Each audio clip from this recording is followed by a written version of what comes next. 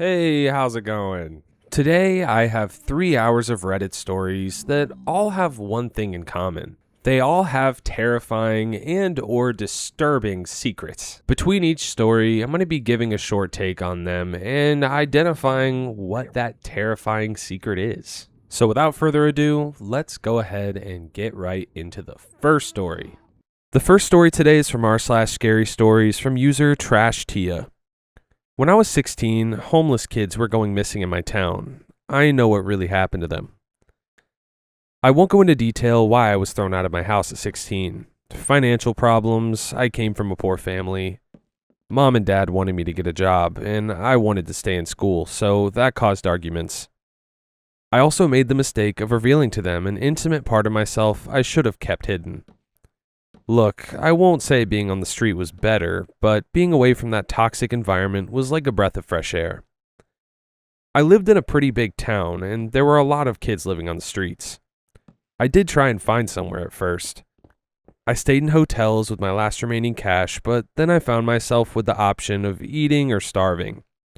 I was very stubborn at 16. I hated asking for handouts, and just the idea of asking my school for help felt like losing. I didn't want my friends and teachers to know about my situation, so I dropped school. Again, I was a stupid, stubborn kid. I obviously should have asked for help, but back then, teachers didn't care. Kids in my school were severely bullied, and nothing ever changed.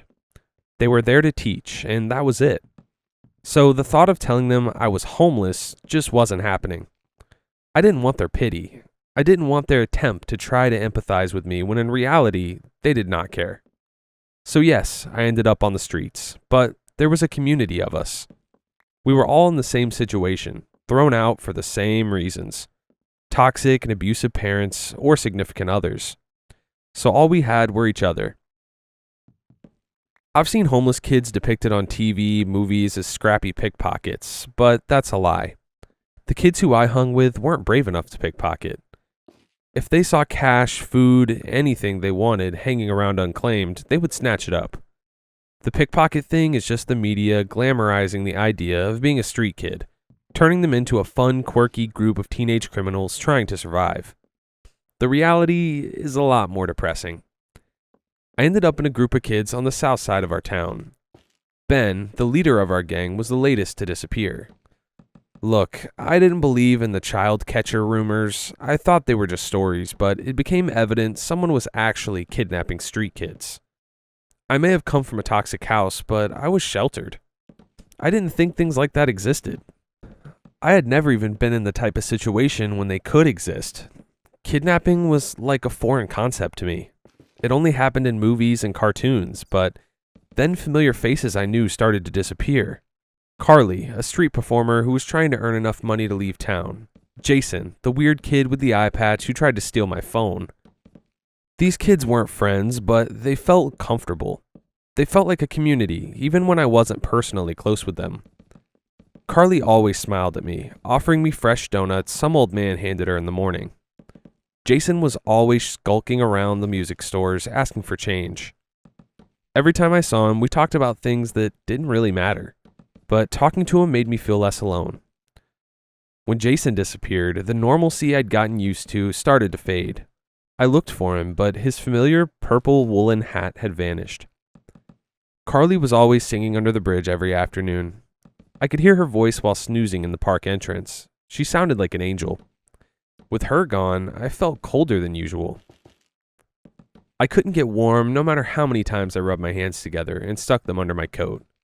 I had holes in my socks and shoes, and the freezing chill was creeping into my bones. Carly's disappearance really shook me, especially when, several days later, a guy took her spot with his guitar, screaming out painfully bad reimaginings of pop songs. When Ben vanished, I started taking word of mouth more seriously. "He's been taken by the white van," was the rumor floating around. Apparently, some kid saw Ben getting dragged into a white van. The kid was also known to say BS to get attention, but his claim was actually believable. Ben, Carly, Jason, and the other missing kids were last seen at the homeless shelter. So the place where kids were vanishing wasn't exactly ideal. but it did have hot soup and coffee, as well as a place to charge my phone, so I risked it. The homeless shelter was where most kids hung out every day. I used mostly broken facilities to shower, use the bathroom, and try to make connections with kids who were well known. It was pretty much a survival instinct at this point. If I was going to survive on the streets, I needed people I could count on. I had this constant need to get my name out there, just in case I was one of the missing. But it turns out, not all homeless kids play nice. I won't go into detail, but there were a lot of names I thought I could trust and quickly learned that I couldn't trust anyone. I got my first phone stolen, and then my shoes were snatched while I was sleeping. I was definitely hardened after a while on the streets, so when Charlie came along, I basically told him to go screw himself. All the connections I made just lost me cash, food, and my shit. The worst thing you can be as a street kid is nice. If you want to be left alone, you have to make it very clear. Without Ben's leadership, things went off the handle. I was quickly labeled as a naive bastard who messed with anyone. Most of my spots were compromised, so I had no choice but to once again risk the homeless shelter. My initial plan was to grab food and coffee and make a run for it. I had the town library as a safe spot until 4 p.m., and after 10, the guy who owned the Chinese takeout begrudgingly let me sleep in his doorway. I think he felt sorry for me, but at this point, I was too cold to care about pride. The volunteers in the soup kitchen were my age. I didn't know them, thankfully, but I was eager to get out of there. The food was a nice choice of cold curry or soup. I chose soup and a chunk of stale bread. The coffee was always lukewarm, but it was coffee. I wasn't going to complain. I was trying to eat it as fast as I could without burning my mouth, when a kid I can only describe as the human embodiment of a golden retriever slid next to me, grasping his own bowl of soup. With dark brown hair under his hood and freckled cheeks, not to mention his expensive jacket and shoes, I knew the streets would eat him alive. The kid looked like he'd stepped right out of a perfect suburban home. He had a mommy and a daddy and a perfect life. Lucky him. I was having a hard time taking in his expensive clothes. Yes, his hair was greasy and his clothes were slightly discolored, holes in his gloves, dirt smearing his face, so he was clearly sleeping rough. But this guy was asking to get his branded coat stolen. "Take that off," I said through a mouthful of stale bread. That was all I could say. I didn't want to say hi because hi was an invitation to join me. I was on my third phone and I wasn't taking any chances with this kid. 2 years of messing with the wrong people. I was done. I nodded at his jacket, and he looked confused. Huh? Put it in your backpack, idiot. I was just warning him of my past mistakes. I did have my dad's expensive watch and some shoes I bought with money from a summer job before I left home. I lost both of them because I failed to hide them. Elizabeth and Mary, 2 older girls I thought I could trust, were now the proud owners of my shit. The guy had this docile look on his face, eyes wide like a deer. I had no idea how he had survived this long. If he was sleeping in the shelter, yes, it was safer and warmer, but it also made him a target for kidnapping. "Unless you want to lose it," I added, finishing my soup. The guy continued eating, completely unbothered. "Your jacket," I said directly. I didn't lose my patience much, but this guy was testing me. "Take it off, or you will lose it." After being messed around with by Ben's asshole friends, it felt strangely good to be an asshole back to a total stranger. The kid hesitated before pulling off his jacket and backpack, awkwardly yanking off the jacket and stuffing it inside his bag. Then he sat there shivering, like an idiot, and I gave up and offered him one of my spare sweaters. Street kids usually wanted something in return, and I was waiting for his proposition. Instead, he said, "Thanks," and pulled it on. "I'm Charlie." He introduced himself when I stood to leave, grabbing my own pack. I told him I didn't ask and that it was nice meeting him. When he followed me, I thought we were just going the same direction, but then I took a turn down an alleyway and his footsteps hesitated before coming after me. I was all ready to tell him to beat it, but Charlie looked lost. He had this look on his face like he was trying and failing to look intimidating. This kid didn't look like he was going to steal my stuff while I was sleeping. I didn't officially ask him to join me, it just sort of happened. When I got back to my spot, he dropped his pack and started unrolling his sleeping bag next to mine. I took advantage of his kindness. That innocence that was yet to be drained from him by every stone-cold night that never seemed to end. Midnight and dawn felt like centuries apart, and I was never warm enough. My toes were always numb, my fingers losing all feeling. The worst part was when I didn't have enough to eat, so I started fantasizing. But Charlie never lost that stupid smile, even when he was freezing to death. I told him to grab us food for the night, and he came back with 2 pizza rolls and a can of soda to share. I asked him how he'd gotten them, and he shrugged with a grin. This kid expected me to play along with his cryptic games every time he did something vaguely helpful. I didn't care how he'd gotten them, I was just thankful. I started to see Charlie as less of a nuisance and more of a friend. Charlie was loud and obnoxious and drove me insane with his dreams of getting out of town in his situation, but he made me smile, even in freezing temperatures. He never told me about why he was on the streets. Instead, he always changed the subject back to me. I didn't realize how self-centered I was until I spilled my entire life story to him. And when he opened up about himself, I started talking about myself once again. In a way, I think I saw it like a competition. Oh, your life is bad? Well, this happened to me. I waited for him to get frustrated or angry, but he just listened. He always listened. It was snowing when the 2 of us sat shivering on a wall, our legs dangling. I don't remember whose genius idea it was to sit in sub-zero temperatures, but I remember enjoying the icy breeze on my face. Everything was covered in white. I don't think I should have enjoyed snow. It was extremely easy to freeze to death in these conditions, but it was also snow, and I was still a stupid kid. I like snow. Charlie was, as usual, being his chipper self. He scored us a pack of chips to share, so we were passing it back and forth. My hands were so numb, I couldn't even feel the chips. I just stuffed them in my mouth. Do you believe in angels, Finn? That question caught me off guard. Charlie's gaze was glued to a little girl perfecting a snow angel in front of us. The answer was no. I didn't believe in God, any gods, any religion. If God existed, or the angels, my parents wouldn't have kicked me out for liking guys. In the earlier days, I prayed for help. I had the stupid idea that my mom would actually hunt me down and take me back home, but God didn't exist, at least not to me, and I was tired of pretending. I didn't respond to Charlie, and his head dropped onto my shoulder. I jerked back, swallowing a hiss. I shoved him away, and for the first time since I'd met him, his smile started to fade. Sorry, he muttered, rubbing his hands together. Charlie seemed to notice our proximity, shuffling away from me. He said I was warm, and I hated myself for shouting at him, because he was warm too. I liked the feeling of his head on my shoulder. He felt safe and warm and the closest thing I had to a home. I jumped off the wall, making an excuse to distance myself. I think I told him I was going to the shelter to try and find warm clothes from the lost and found. Charlie didn't reply, only jerking his head in a nod. He told me he'd be right here when I got back, and his words settled my twisting gut, the growing lump in my throat. I used my time away from him to come to terms with my feelings, and instead of pushing them away, like I had done for so long, suppressing and swallowing them down, I realized I wanted Charlie to stay with me. Charlie was home. I'd barely known this kid for a few months, and yet with him, I didn't feel cold anymore. I went back to the wall, ready to apologize to Charlie, but to my surprise, he was gone. I figured he'd gone searching for food since it was almost around dinner time, so I waited. I waited until the sky was dark, and I was so cold, my bones ached.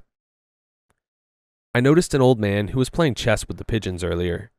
Charlie had pointed them out, laughing at one particular pigeon who seemed too self-aware. I hurried over to him. "Did you see me earlier?" I twisted around, pointing at the wall the 2 of us sat on. The man nodded. "Oh, you're looking for your friend?" He slid another chess piece across the board. "I believe he walked away with a man a few hours ago." "What man?" I felt like I was going to puke. I described him to the guy, but the old man shrugged. "I have bad eyes, kid. It was just a man. Late 40s, I think." His expression softened when my stomach crawled into my throat. "Are you all right?" He reached into his pocket and pulled out a sour candy, dropping it into my hand. "You should go home now, kid. I'm sure your parents are worried about you." Again, I asked him to describe this man, this time through my teeth. but the old guy just turned back to his one-man chess game. I think part of me was in denial. I went back to our sleeping spot, expecting Charlie to be there, already comfortable in his sleeping bag, talking about optimistic BS, but he wasn't. I ran back to the shelter with his name choked in my mouth. I was living my own personal nightmare, being snatched into the night and nobody even knowing my name. I just got weird looks, kids looking progressively more freaked out. I wouldn't accept it at first. Charlie could have been anywhere, but the longer I waited for him in all of our spots, it became clear that Charlie was just another missing street kid who was there one minute and gone the next. He was another Ben, another Carly, but this time I made the mistake of getting to know him. He was more than a name. Charlie was my friend. I asked strangers if they had seen him. Passers-by looked me up and down like I was dirt on their shoe. These people had places to be. They didn't care about some faceless kid disappearing from the street. I already knew what they were thinking when they offered pitiful smiles and said things like, "Sorry, I don't know. I can't help you, kid. I'm sure he's out there somewhere." They were wondering why Charlie was sleeping rough in the first place. Why didn't he just get help? I'm going to tell you the hardest thing I've come to realize. It's easy to be numb on the streets, easy to shut down, easy to forget to mourn because it was just too cold. I didn't forget about Charlie, but I did bury him so I wouldn't forget how to survive.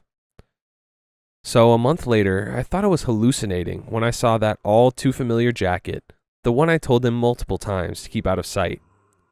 It was snowing again, and it was thick and wet, clinging to my jeans. I was trying to find a patch of concrete free of snow to dump my sleeping bag.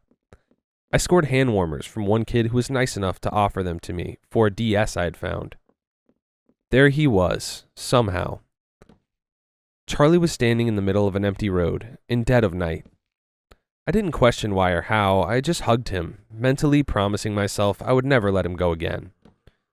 Charlie was so warm. His coat was thicker, and his backpack was nowhere to be seen. "Where'd you go?" I demanded, shoving him back.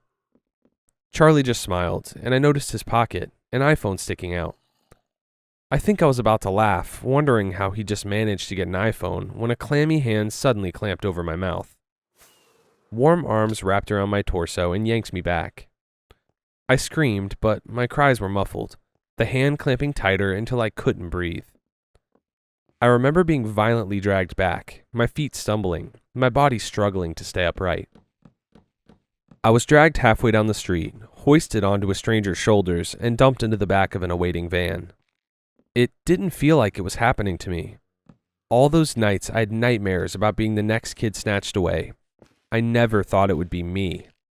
I couldn't even cry out. My body felt paralyzed.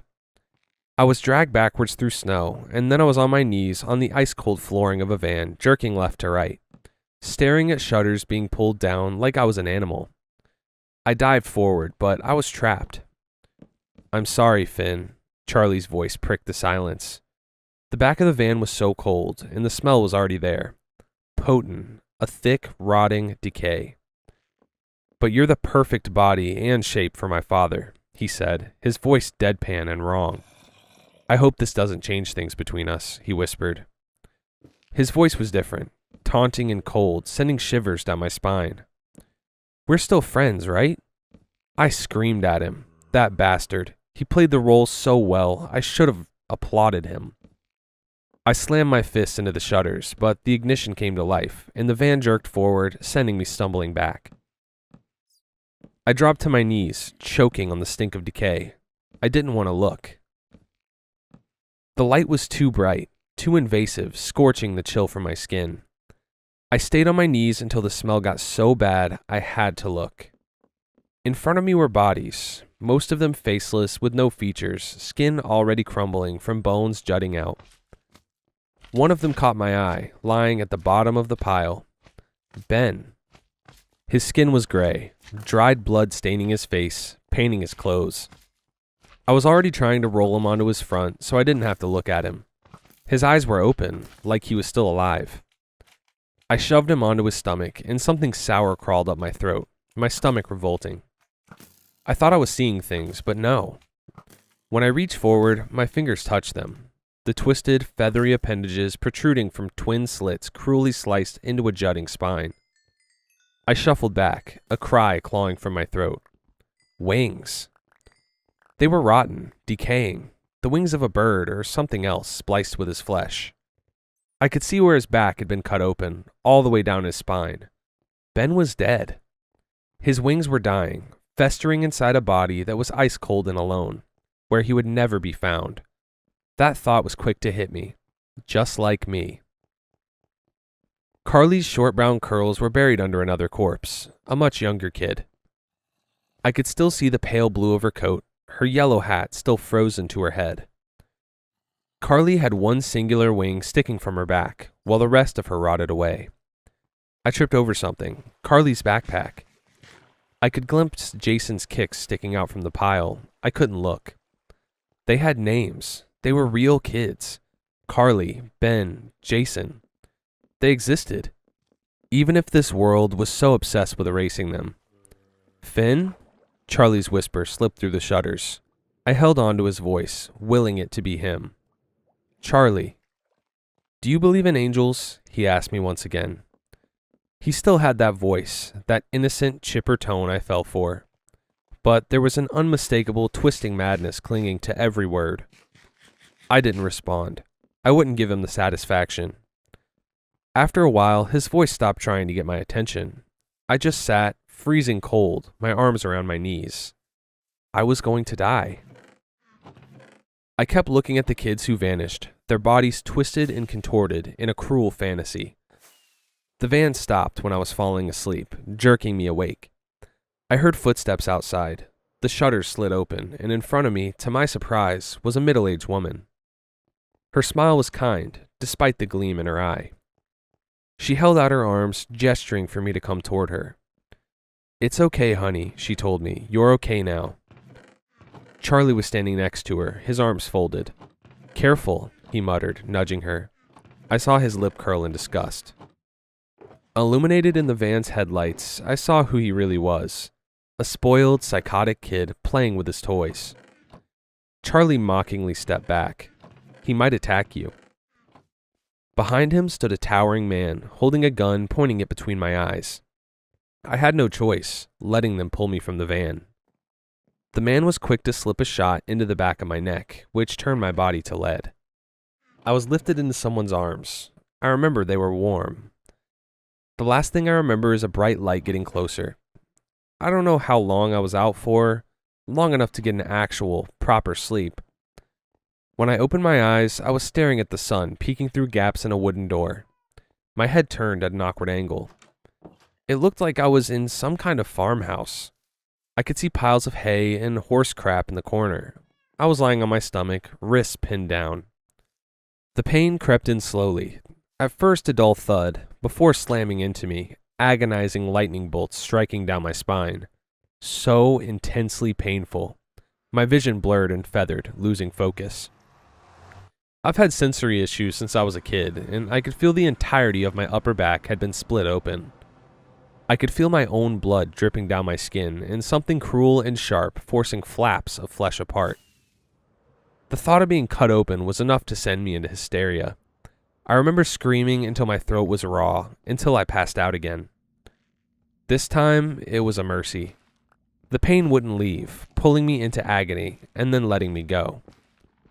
When I came around for the second time, I felt the ice-cold scalpel slicing into my back, but I didn't feel like I was cut open anymore. I felt a painful tugging when I tried to move, stitches holding me together. That's all finished, the man's voice sounded. The body is almost ready. But when? That voice sent shivers creeping down my spine. Charlie.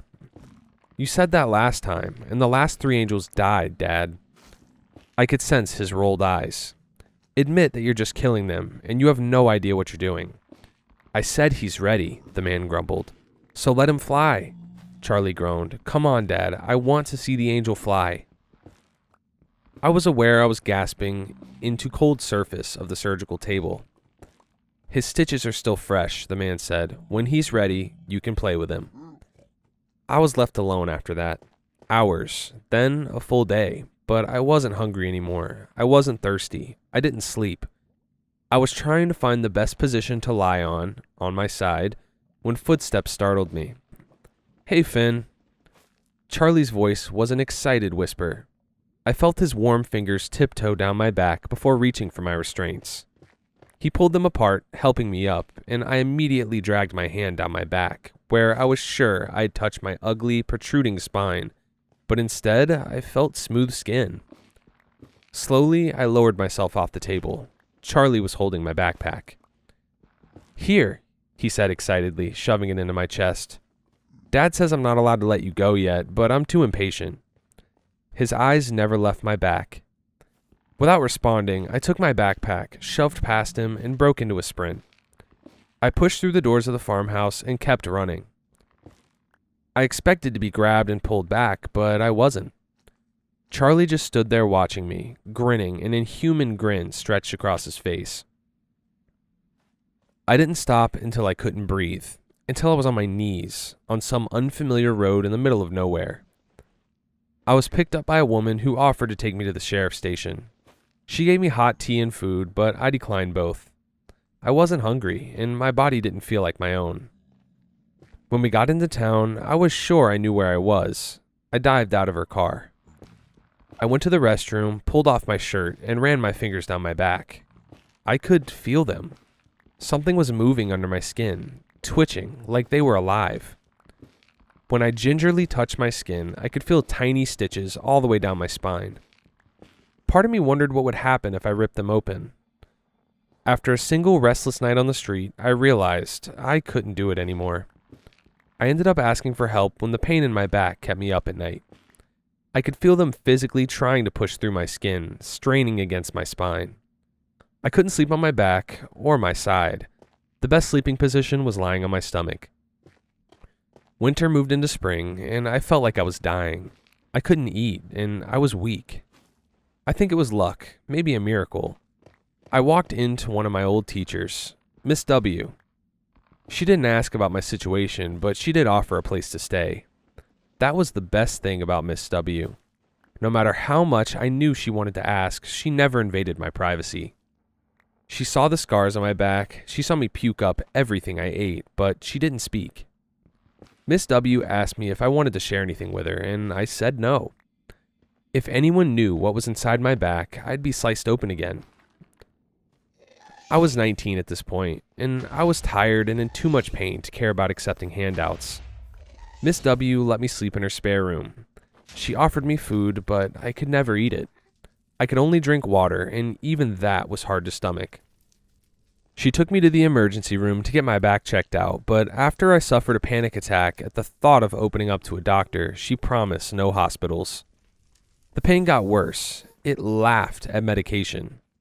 It got so bad one night, I stood on the roof of Miss W's house and let the pain take over, ripping through me until something was splitting my spine, sending me to my knees.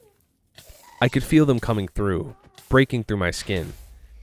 They felt wrong and awkward, like additional limbs. I panicked and with shaking hands, forced the twitching things back into twin slits. That did relieve the pain. I still couldn't eat or drink, but I started to feel human again. Miss W offered to send me back to school, and I did. I went back to finish high school. The eating, drinking thing got easier. I think my body just got used to it. After school, I got into community college, and Miss W helped me buy my first place.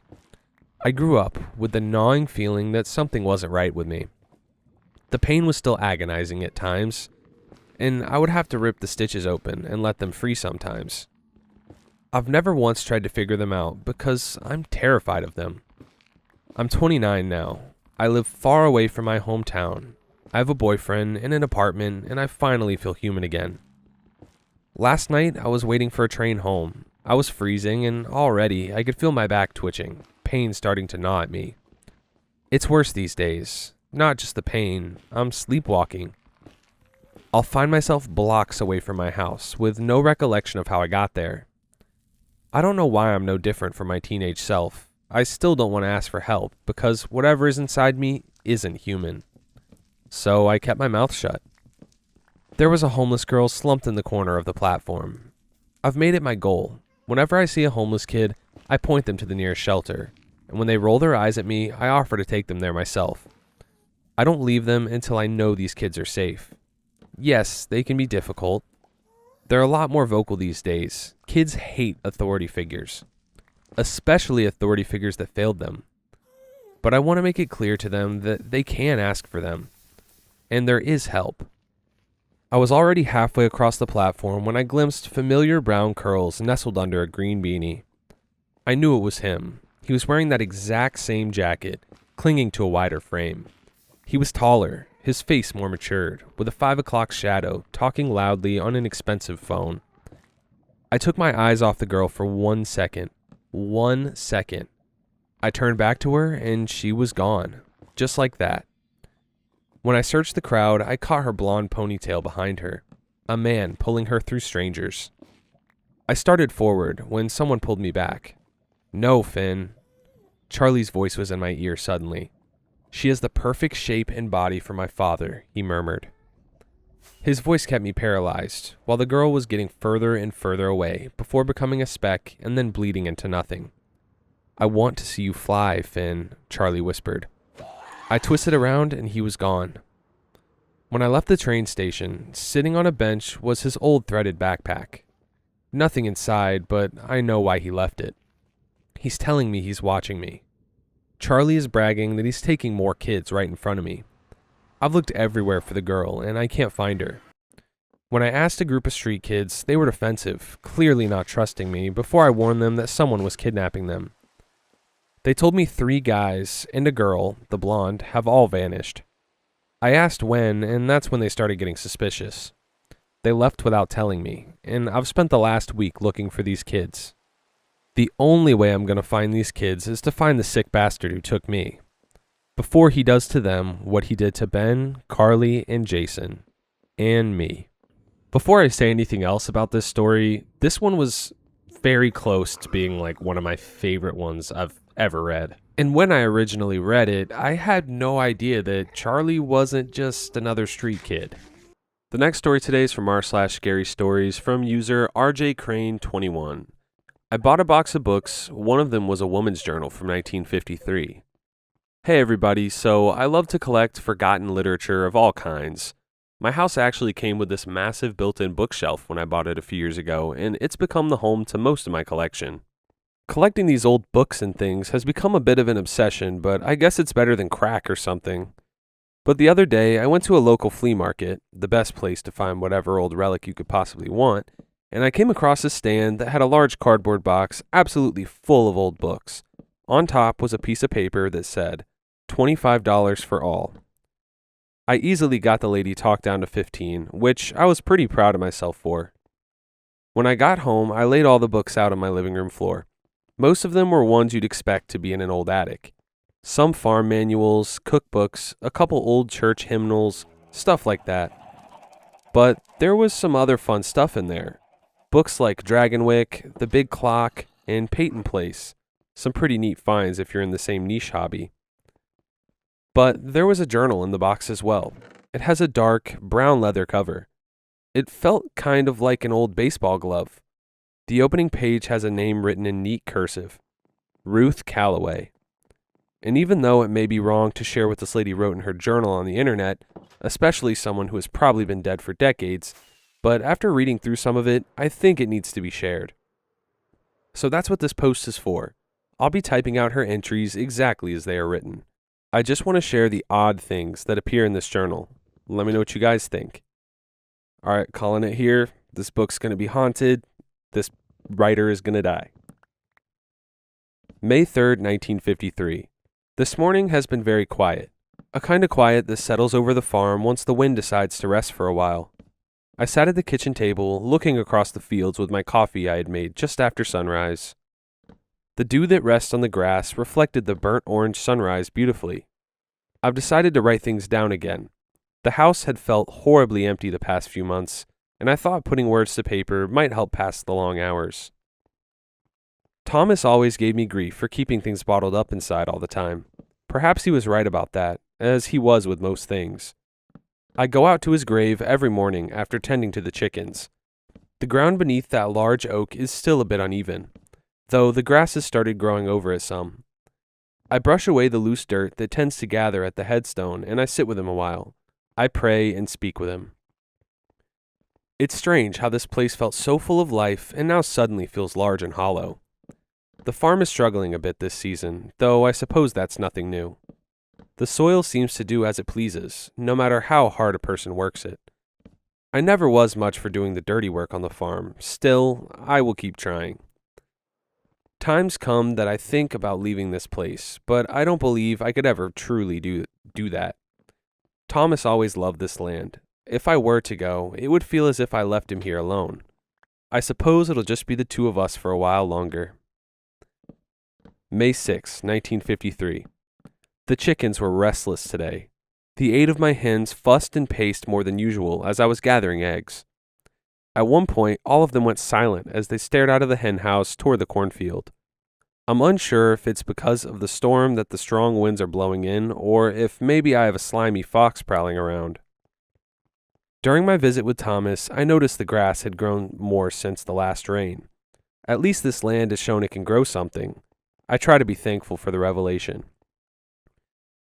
While I was sitting there after our prayer, I noticed the wind moving toward the far end of the field, bending the tops of the stalks back and forth. But strangely, it didn't seem to reach the house or the yard around it. I sat there suddenly aware that the air felt completely still. I remember thinking how peculiar it looked. The field swayed and danced while everything around me remained quiet. It didn't last long. After a few minutes, the wind came through the yard and everything seemed to return to normal. Perhaps living in this quiet house alone has led me to simply notice small things more than before. I suppose when someone spends too much time alone, their mind begins to wander. May 7th, 1953. The storm last night has changed everything. It rolled in just as any other storm before it. I sat at the kitchen table with only my reading lantern and a book. I've never been much for storms. Thomas always knew that and would stay close to me to keep me at ease. I sat with my book, attempting to read as the loose boards of the barn smacked violently against themselves. Storms tend to have a way of making a place feel smaller. The whole house seemed to settle around me as the wind continued to push and pull against the walls. I would close my eyes from time to time, trying to imagine Thomas' hands gripping my shoulders for comfort. It must have been sometime past midnight when I first heard it. I believed it to be the wind at first, but then it came. A small sound, thin and wavering, like crying, muffled by the storm. I sat there a moment longer, listening closely. The storm was beginning to quiet, though the rain still fell steady on the roof. Then I hear it again. Crying. It was coming from outside. I took the lantern and stepped onto the porch. The rain had slowed to a light drizzle, though the air still smelled heavy and wet from the storm. Then I heard it again. There, resting beside the railing, was a bundle wrapped tightly in an old brown blanket. I can't say how long I stood there before moving. When I knelt down and pulled the blanket back, I saw the face of a newborn child staring up at me. He couldn't have been more than a few days old. As soon as I lifted him into my arms, his crying had softened, as though the warmth had comforted him. His eyes opened slowly and locked in with mine. My heart felt as if it melted completely. There were no tire tracks in the mud near the house, no footprints along the path, nothing to show how someone could have brought him here in the middle of such a storm. I stood there for a long time beneath the porch roof, listening to the rain and watching the calm begin to hit the fields after the storm. He's sleeping in a small basket near the stove while I write this. I don't know who left him here, but I can't bring myself to believe it was done by accident. May 7th, 1953. As soon as the sun rose, I grabbed the baby and made my way out to the porch to investigate. Just as I had believed last night, no footprints, no tracks. I couldn't figure out how someone would have gotten the child to the house. Am I wrong to feel unbothered by this? With there being a storm and all, I could see how it would, get rid of the tracks, Thomas and I had always wanted children. We had always dreamt of a yard full of babies. For whatever reason, the Lord must have not seen it as the right time. But now, the mysterious appearance of this child must be a sign of some kind. Tears were building in my eyes as I looked to the sky and thanked God for the immense blessing He has given me. I looked down to the sleeping baby in my arms, and the revelation hit me like nothing ever had. Samuel. My father was the one who told me the name Samuel meant that the Lord had heard someone's prayers, just as Hannah's prayers were heard in the Bible. It seemed perhaps mine have been heard as well. May 10th, 1953. Word travels quickly in a place like this.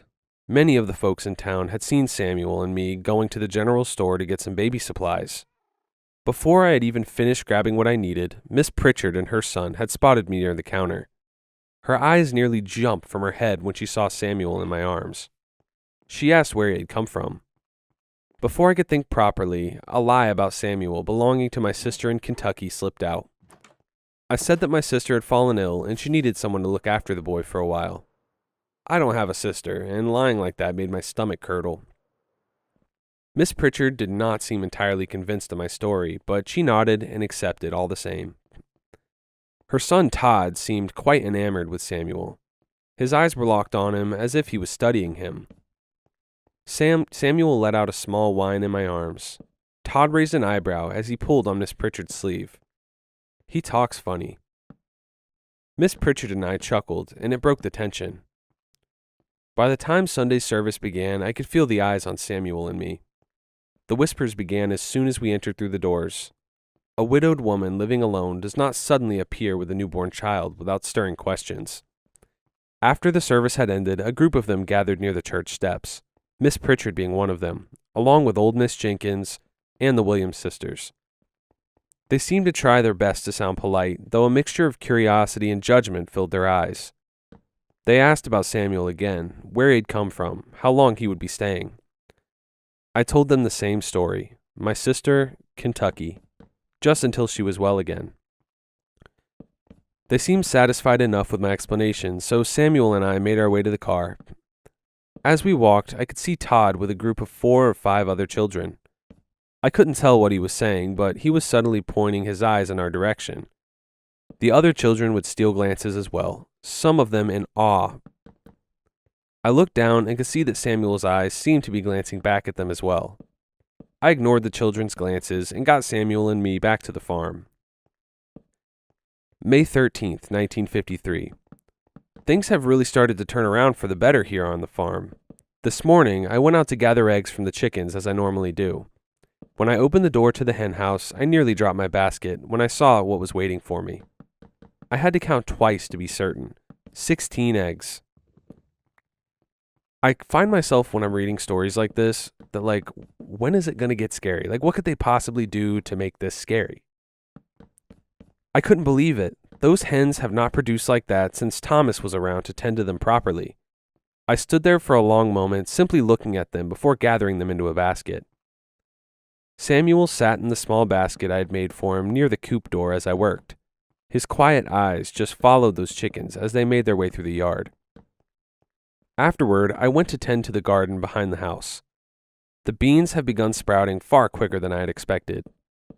The rows that seemed weak and on the verge of dying only a few days ago now appeared strong and bright green. Even the soil felt softer as I weeded the area around them. I even noticed that Mr. Jenkins' cornfield across the yard seemed to be fuller than I remember.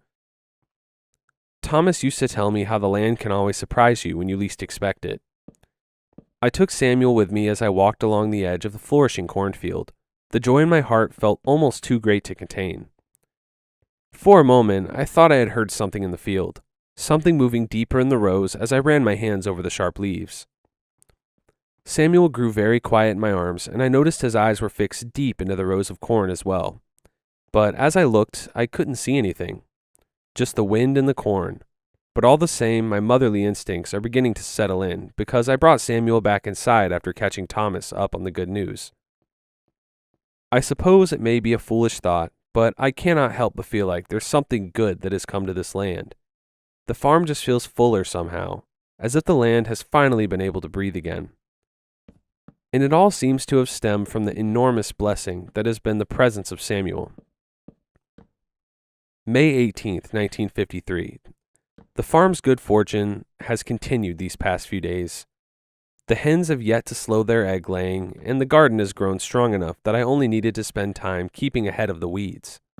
Even the weeds seem to be thinning out more and more. Samuel has taken well to the fresh air. We've been going out in the evenings to check the rows one last time before sunset. The corn has now grown tall enough that the wind makes the stalks dance like long rolling waves. The sound even reminds me of the ocean Thomas had told me about after one of his trips down south.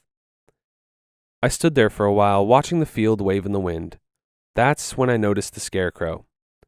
It stood far enough out that I couldn't make out many details.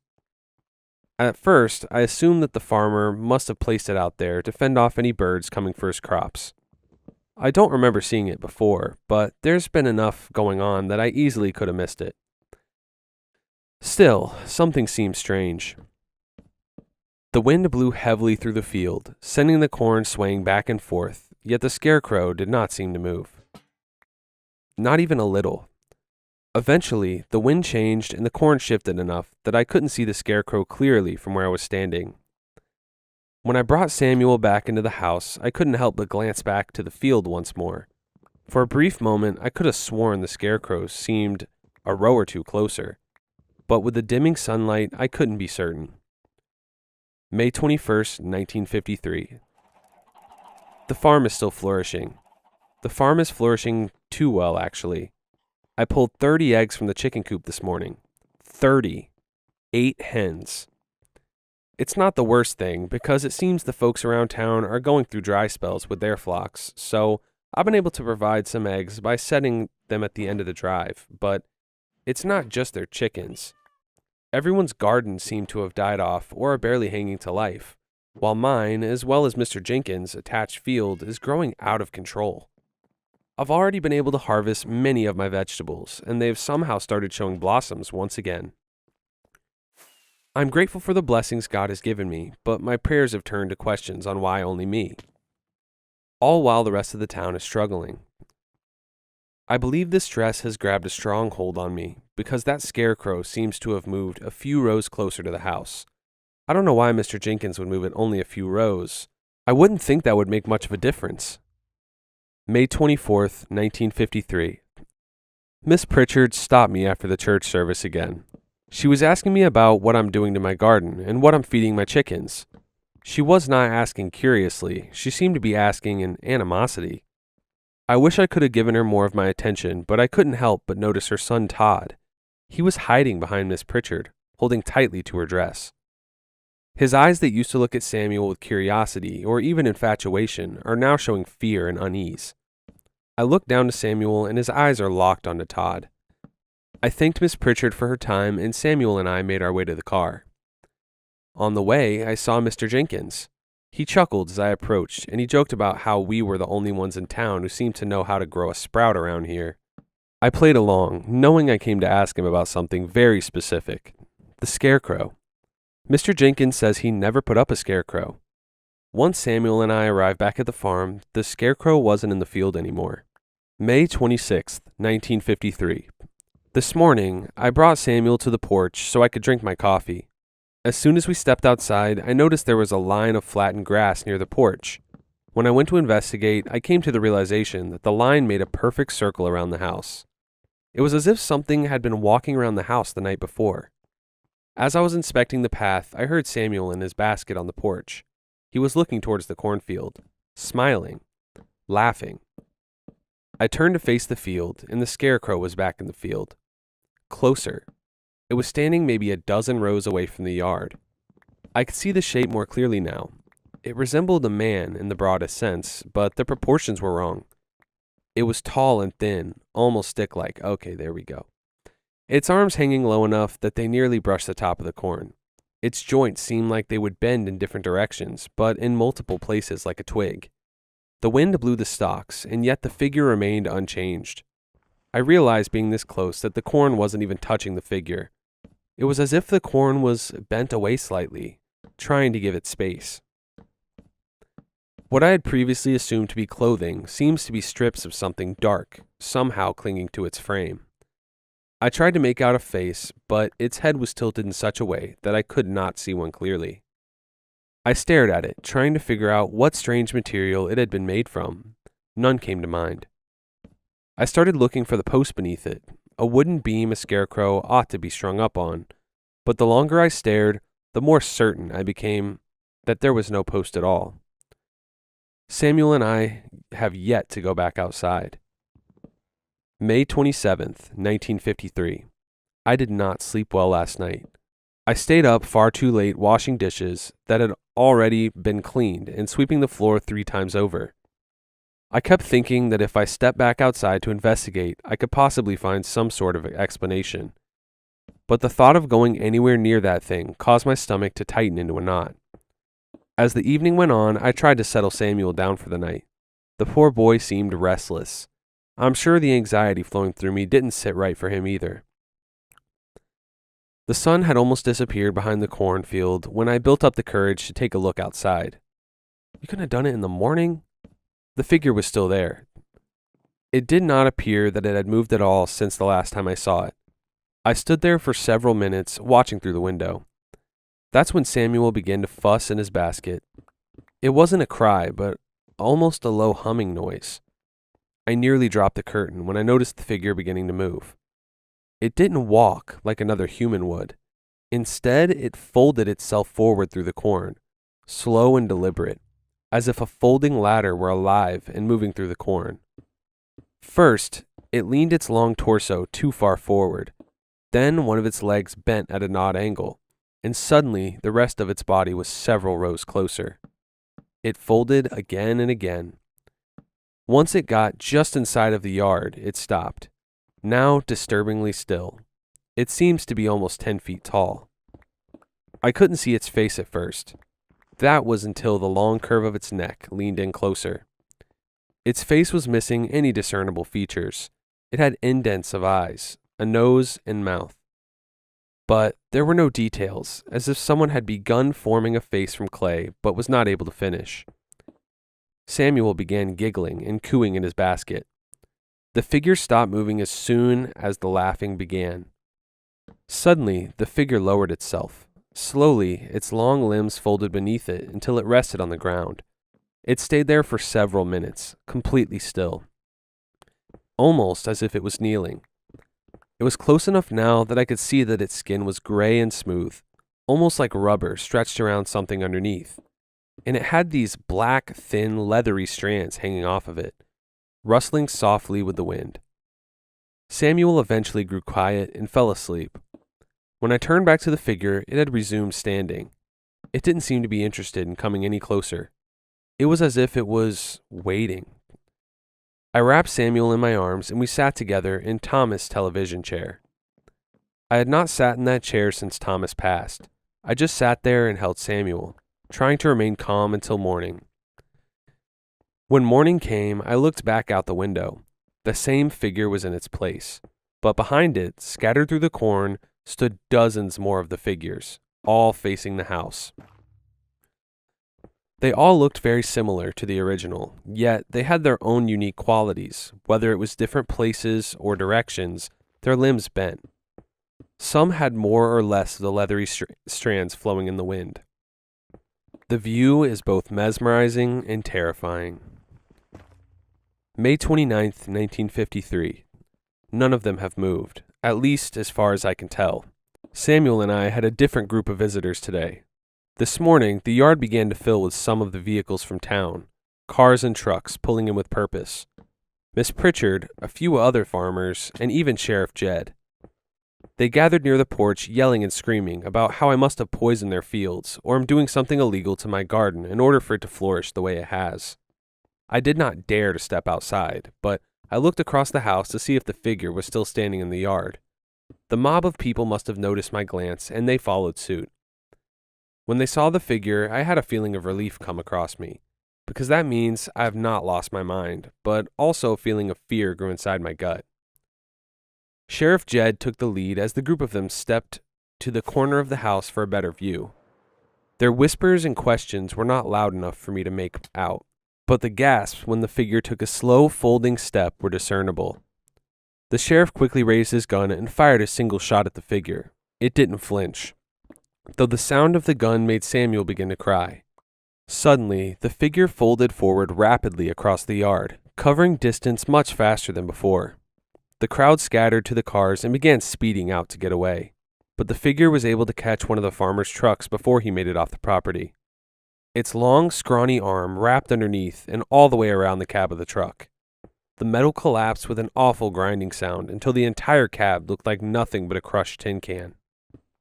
Even through the scene before me, I realized that Samuel had stopped crying.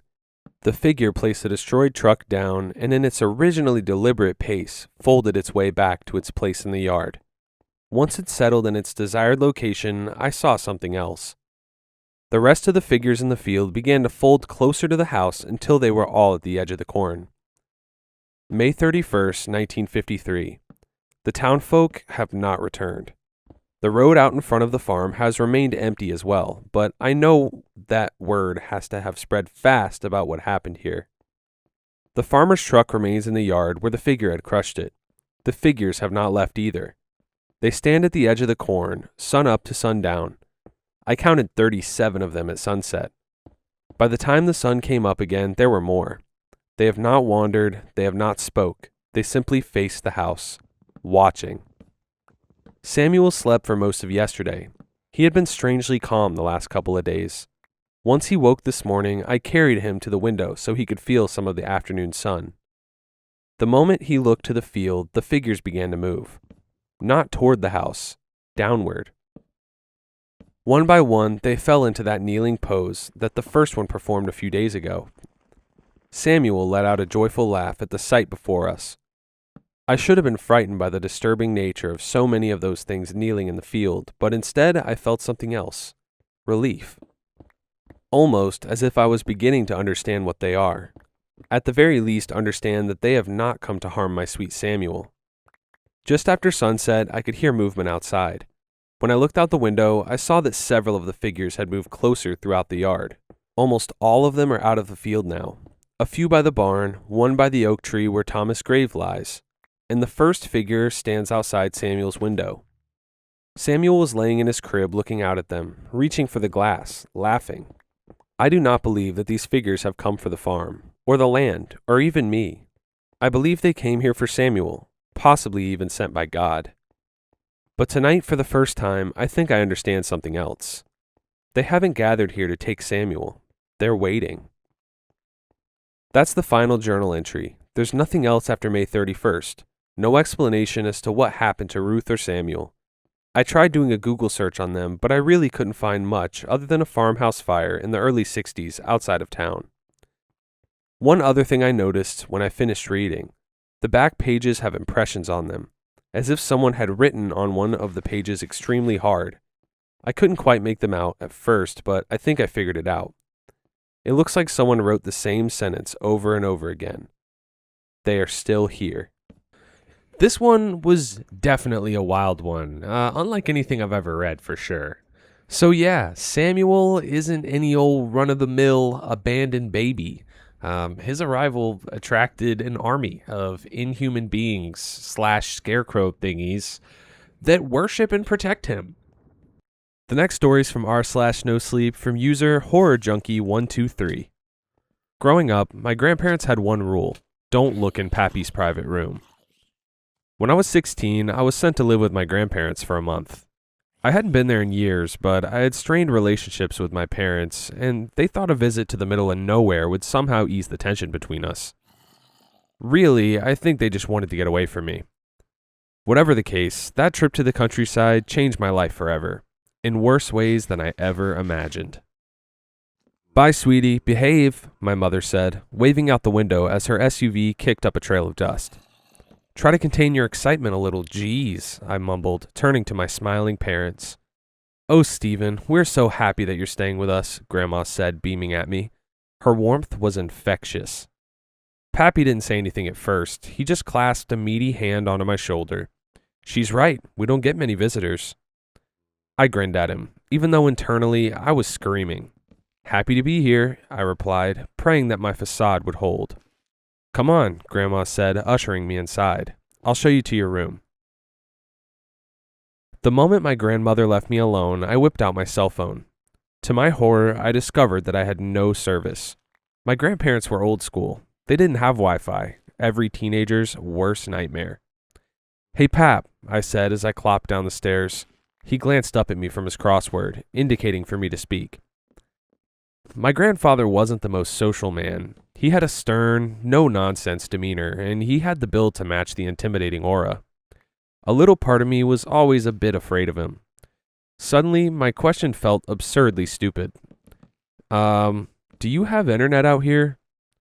He eyed me for a moment, before nodding to a dinosaur of a monitor.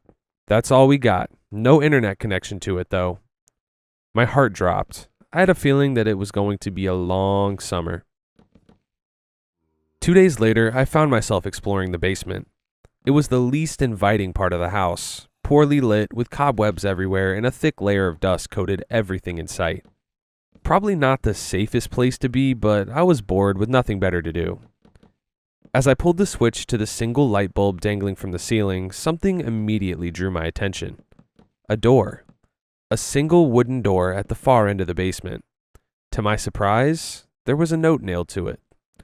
Stay out, Pappy. I feel like that's a pretty direct note. It was obviously intended for me. The message immediately spiked my curiosity. I made my way over to it, tiptoeing across the dirt floor. It felt like I was doing something illegal, like I was about to take a leap that I couldn't take back, and that feeling was exhilarating.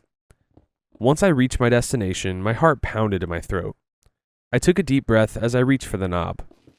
A boost of adrenaline surged through me as I twisted and locked. I should have known. I turned to leave and cause mischief elsewhere. The excitement of the situation deflated. The second I did, I stopped in my tracks. Someone was blocking my path. The color drained from my face as I realized who it was. My grandfather. What are you doing down here? It wasn't a question. I was just looking around, I said, flashing him a weak smile.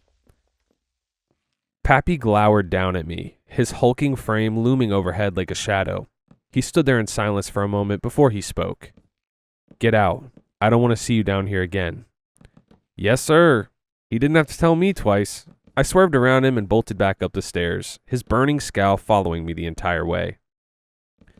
Side note, I feel like this is the person that survives in the Scary Movie. Like, he's like, yeah, get out. Don't come down here again. They're like, yeah, sure. You got it. I'm done. Honestly, they could just end the story there, right?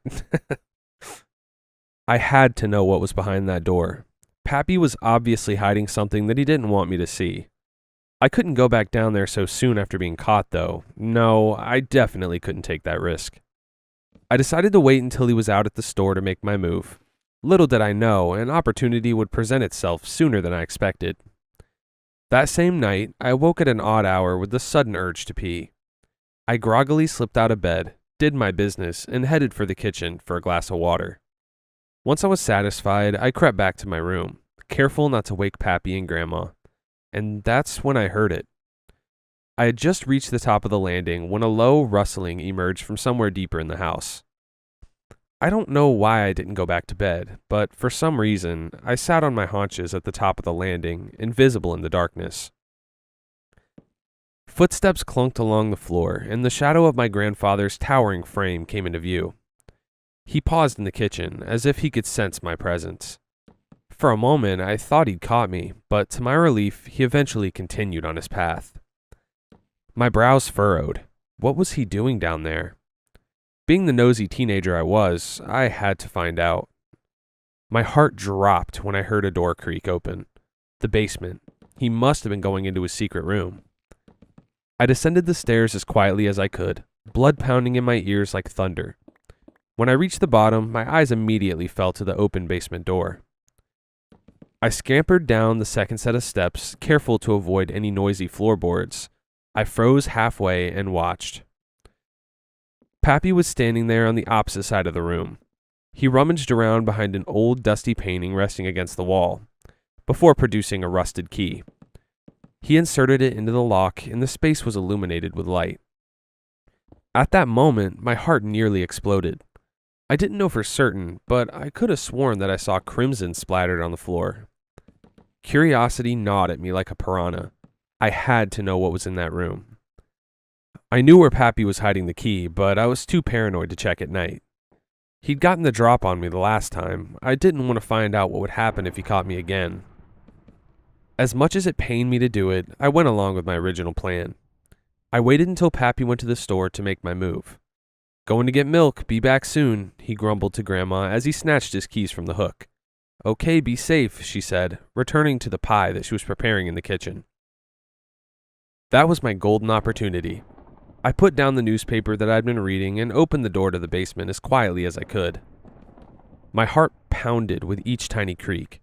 Fortunately for me, Grandma's hearing wasn't the best, and she didn't pick up on anything out of the ordinary. I practically flew down the stairs. I was itching to know what was inside that room. I leaned the painting forward and retrieved the key, turning to the door. The sign that Pappy had made was still there, looming over me like a sentry. My hand trembled as I placed the key in the lock and turned. This was it. Nothing could have prepared me for what I was about to witness. Dried blood caked the floor. A metal work table sat to my right with a wide array of tools. Pliers, hacksaws, hammers, their blades crusted in flaky crimson. At the far end of the room, I saw a cork board. Dozens of newspaper articles and pictures of missing people were pinned to it. And to my left, that was what nearly made me pass out then and there. A yellow, dingy mattress sat in the corner. On top of it lay a corpse, maggots writhing in and out of every emaciated orifice. Its eyes were wide open, and its mouth had stiffened into a permanent scream. I took a step back as the putrid stench assaulted my nose. But just when I thought it couldn't get any worse, a sound from behind me made me freeze. Click. I slowly turned to find my grandfather standing there, a six-shooter trained on me. "Pappy, I thought you were at the store," I squeaked, my voice weak and brittle. "Forgot my wallet." He scowled at me, delivering the most hateful glare I've ever seen in my life. He sighed, breaking the silence permeating between us. "You've seen too much, boy. I didn't want it to come to this, but you've left me no choice." Pow! A deafening gunshot ripped through the air. For a moment, I didn't feel a thing. The adrenaline surging through my system made sure of that, but when I looked down, I came to the sickening realization that my arm was blossoming with red. "Arnold, what was that?" Grandma shouted from upstairs. "Nothing, ignore it." To my shock, she didn't reply. How much did she know? "Your grandmother's going to be upset when she finds out," Pappy said, this time raising the gun to my head and cocking the hammer. "But she'll get over it, eventually." I didn't give him the satisfaction. I couldn't. My fight-or-flight response kicked in at just the right time. I bolted forward, the sound of the bullet whizzing past my temple ringing in my ear as I went. I shoved my grandfather and he stumbled, dropping the gun. I didn't stop. I leapt up the stairs, darted into the foyer, and swiped Pappy's spare set of keys from the hook. I heard his pounding footsteps pursuing me as I made a mad dash for his truck. "Get back here!" The sound of his voice booming from the depths of the basement only made me run faster. I crashed outside, unlocked the truck, and threw myself in the driver's seat. Pappy appeared in the doorway as I threw the vehicle into drive. Crash! I instinctively ducked my head as the left side mirror shattered. Pappy didn't try to shoot me again. He stood there, that awful glare burning a hole into my head as I floored it down the dirt road and far away from that house. I kept driving until I reached the nearest town.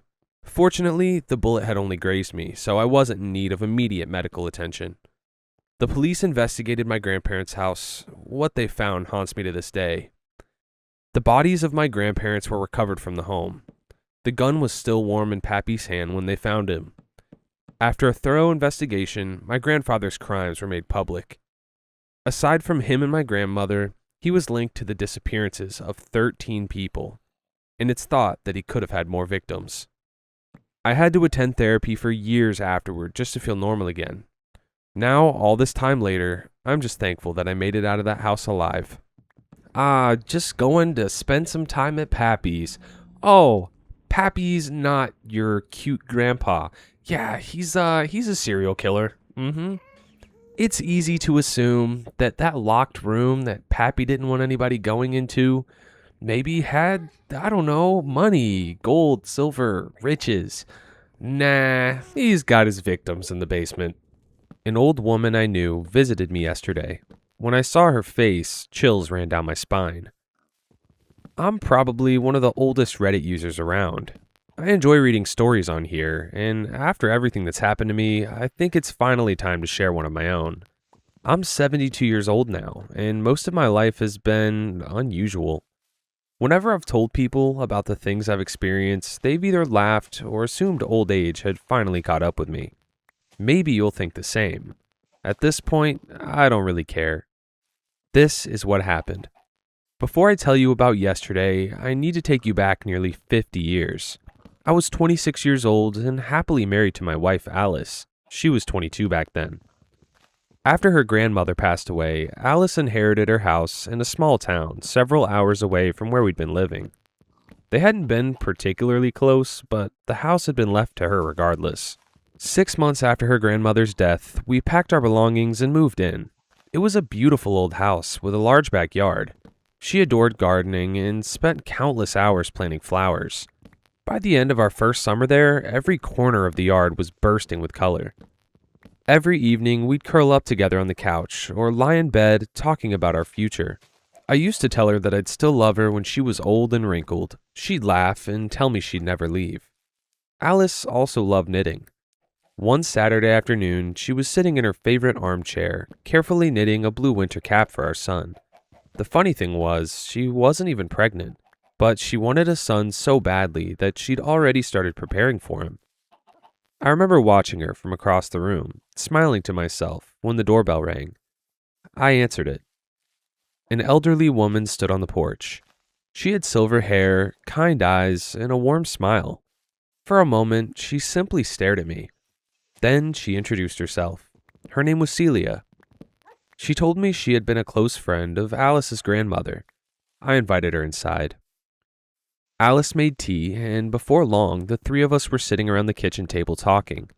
Celia spoke fondly about the town, shared stories about Alice's grandmother, and seemed genuinely happy to meet us. Alice and Celia hit it off immediately. Both of them loved gardening. Celia spent nearly half an hour describing the flowers growing around her purple house, while Alice listened with complete fascination. To be honest, I was bored out of my mind. Still, it was nice seeing Alice so happy. When Celia left, she promised to visit again, and she did. A few days later, she came back carrying a homemade cake. Then she visited again the following week, then again and again. At first, we thought she was simply lonely. She lived by herself after all, but as the weeks passed, her visits became more frequent. Occasionally, she'd show up when we'd just gotten home from work, exhausted and wanting nothing more than a quiet evening alone. We never said anything. Neither of us wanted to hurt her feelings. Looking back now, I wish we had, because eventually things started to feel wrong. The first moment that truly unsettled me happened during one of Celia's visits. I don't even remember what she and Alice were talking about. I only remember the way they suddenly turned toward me at exactly the same moment and smiled. The smiles were identical. Not similar, identical. The same tilt of the head, the same expression. I told myself I was imagining things, but for some reason I couldn't stop thinking about it. A few days later, Alice and I went into town to buy groceries. While we were picking out vegetables, we started chatting with one of the employees. The conversation eventually turned to local residents. Naturally, Celia's name came up. The woman immediately recognized it. "Oh, Celia?" she said. "She's lucky to be alive." When we asked what she meant, she told us that several months earlier, Celia had suffered a stroke right there in the middle of the store. According to her, everyone thought she was dead. Then, suddenly, she opened her eyes. It was a miracle, the woman said. Alice mentioned that Celia had been friends with her grandmother. The employee frowned. "Really? That's what she told us." The woman shook her head. "That's strange. I've lived here my whole life. I don't remember them ever spending time together." The comment bothered me more than I cared to admit. When we returned home that afternoon, things became even stranger. The front door was standing open. My stomach dropped immediately. I've always scared easily. Alice, on the other end, has never been afraid of much. She stepped onto the porch and shouted, "Who's in there?" No answer. Then, after a few seconds, someone emerged from the hallway. It was Celia. For some reason, seeing her standing inside our house didn't make me feel relieved. It made me feel worse. She smiled awkwardly and explained that she'd brought us a cake. The door had apparently been unlocked, so she let herself in. Alice and I always lock the door. Always. Still, mistakes happen. That's what we told ourselves. At the time, we accepted her explanation. 5 days later, something even more unsettling happened. It was late at night, and Alice and I were getting ready for bed. I was walking past the window when I glanced outside, and I saw someone standing behind the tree. I screamed before I even had time to think. My heart started pounding so hard I could hear it in my ears. I told Alice we should turn off the lights and pretend we hadn't seen anything at all, like if we stayed still enough, whatever it was outside might simply disappear. But Alice didn't listen. She went outside. Yeah, I got a feeling we're about to see a perfect example of natural selection. Because if I see a silhouette behind a tree outside my house, I'm not going to go, ask it how its day's going. Anyways, let's continue. She checked the yard, came back, and said there was no one there. We concluded it must have been a woman. There had been a shape, a silhouette that looked like a dress. It was hard to see clearly from the window, but there was definitely someone there, watching. 2 days later, on a rainy night, I saw someone again. I'd left my jacket outside earlier that day, and when the rain started, I went to grab it before it got soaked. As I was walking back inside, I saw her, Celia. This time I wasn't scared. I was just irritated, and something in me was certain she had been the one behind the tree that night. I don't know how I knew, but I did. Alice invited her in like nothing had happened. She made tea as usual. I stayed quiet most of the time, letting Alice do the talking. Celia explained that her memory had been getting worse lately, that sometimes she got confused and thought places were hers when they weren't. It sounded reasonable, but I couldn't shake the feeling that she needed to stop coming to our house. On October 23rd, a tragedy happened. I'll never forget that day for as long as I live. I was working my shift at the factory when one of my colleagues walked up to me. He looked unusually pale. He leaned in close and said quietly, "There was an explosion in a store your wife works in." My heart dropped instantly. When I arrived there, the entire place was gone. The store was torn apart. It didn't even look real. An officer stopped me from getting closer. I asked him if there were any survivors. He looked at me for a long moment before shaking his head. "I'm sorry," he said quietly. "We found no survivors, but we did find a wedding ring on the ground. Do you recognize it?" He held it out. The moment I saw it, I knew it was hers. I collapsed right there on my knees. I don't remember when I started crying, only that I couldn't stop. They said it was a gas leak, old pipes, and I knew it was true. I had seen the condition of that place before. I had known it wasn't safe, and yet I've let Alice work there. The thought destroyed me more than anything else. For days, I didn't speak to anyone, and then one day, Celia started coming back. At first, I tried to push her away. I didn't want anyone there. I didn't want comfort. I didn't want anything. But she kept showing up. Slowly, she began without asking. Cleaning the house, cooking small meals, even watering Alice's flowers in the backyard. We barely spoke, and yet she never commented on my silence, never pressured me, never acted like anything was strange about it at all. She just stayed, and I let her. As time went on, we started talking again. Small conversations at first, then longer ones. I even remember laughing for the first time since Alice died. But no matter how normal things seemed on the surface, I always had the same feeling. That Celia was near me, watching, listening, even when she wasn't in the room. Then one day, she told me her house had a cockroach infestation. She asked if she could stay at mine for a few nights. I hesitated, but after everything she had done for me during my worst days, how could I say no? One morning, I woke up in bed and instinctively turned to the other side. I hadn't opened my eyes yet, but I felt it immediately. Someone lying next to me. For a split second, my mind filled in the blank the only way it knew how. Alice. I smiled faintly, almost on reflex. I reached out and hugged her like I used to, pulling her close, holding on to that familiar comfort I thought I had lost forever. But something was wrong. Her skin didn't feel right. It wasn't smooth. It wasn't warm the way I remembered. There was a texture to it that made my stomach tighten before my mind even caught up. I opened my eyes. Celia was lying beside me. She was staring right at me with a wide, satisfied smile, and I was staring back at her with pure hatred. Something in me snapped. I started yelling at her, telling her she had crossed every possible line, that this was not acceptable, that she needed to get out of my house immediately. Celia went downstairs, while I stayed in my room trying to calm myself down. I hoped she had left. When I finally came downstairs, she was sitting in the living room, waiting for me. The moment she saw me, tears began forming in her eyes. Then she said something that made my blood run cold. I did all of this to be with you again. Again? I asked. I'm your wife, Alice. For a moment, I just stared at her. You died 5 years ago, she continued. I'm actually 68 years old now. You have no idea what losing you did to me. I couldn't eat. I couldn't sleep. She wiped her eyes. Then, one day, I met a woman with red hair. She told me she could move a soul from one body to another. She said I could even choose a point in time to return to. I stood frozen. I chose this year, she said. Celia died of a heart attack. The moment she died, my soul was transferred into her body. I gave that woman everything I owned, every last penny. I even gave her permission to kill me if that was what it took.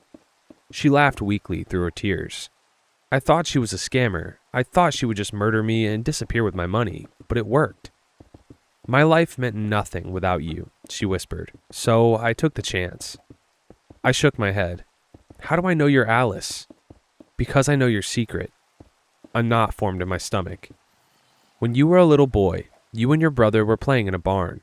You found a box of matches. You started a fire by accident. Your brother died in that fire. I desperately searched for another explanation, but deep down, I already knew. I had never told this story to anyone else. This is insane, I said. You really thought this was going to work? You're crazy. Tears streamed down her face. Don't you remember what you used to tell me when we lay in bed together?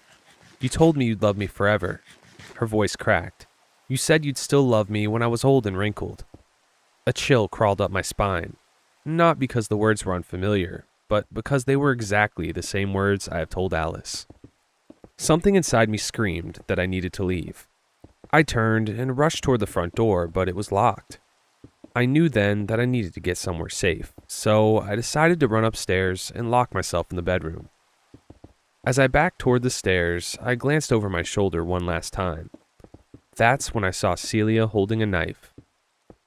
Did you kill Alice? I asked. Tears were already filling my eyes.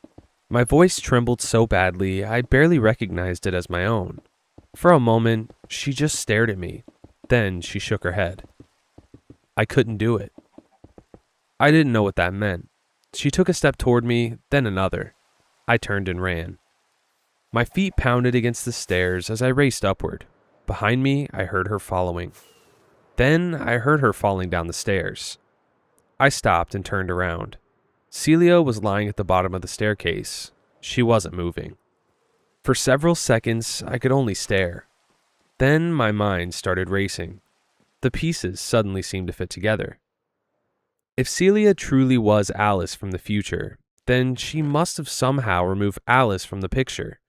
She must have kidnapped her, maybe even arranged the explosion at the store to make everyone believe she was dead.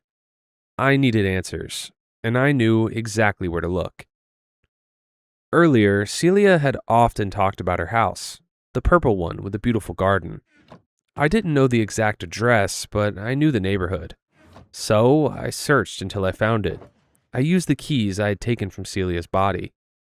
I was calling for Alice, and then finally, I heard her voice coming from the bathroom. I unlocked the door, and there she was, alive. We just stared at each other. Then we both started crying. I wrapped my arms around her and held her tighter than I had ever held anyone before. I couldn't believe it.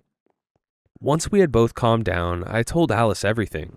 When I finished, she took a deep breath and told me what had happened on the day of the explosion. I got to the store early that morning, she said. You know, how I always liked arriving before everyone else. I wanted a few quiet minutes to drink my coffee before work. I nodded. Celia was waiting outside. She told me she had a problem with a faucet in her bathroom and needed help turning it off. Since I had plenty of time before my shift started, I agreed to help. The moment I got inside, everything changed. She locked me in the bathroom. I screamed, I kicked the door, I tried everything I could think of, but I couldn't get out. There weren't any windows, no way to signal anyone outside. Tears formed in her eyes. We sat together for hours, talking, crying, filling in the gaps left by all those lost days. I should have felt complete. I should have felt like my nightmare was finally over, but I didn't. No matter how much I loved Alice, there was one thought I couldn't escape.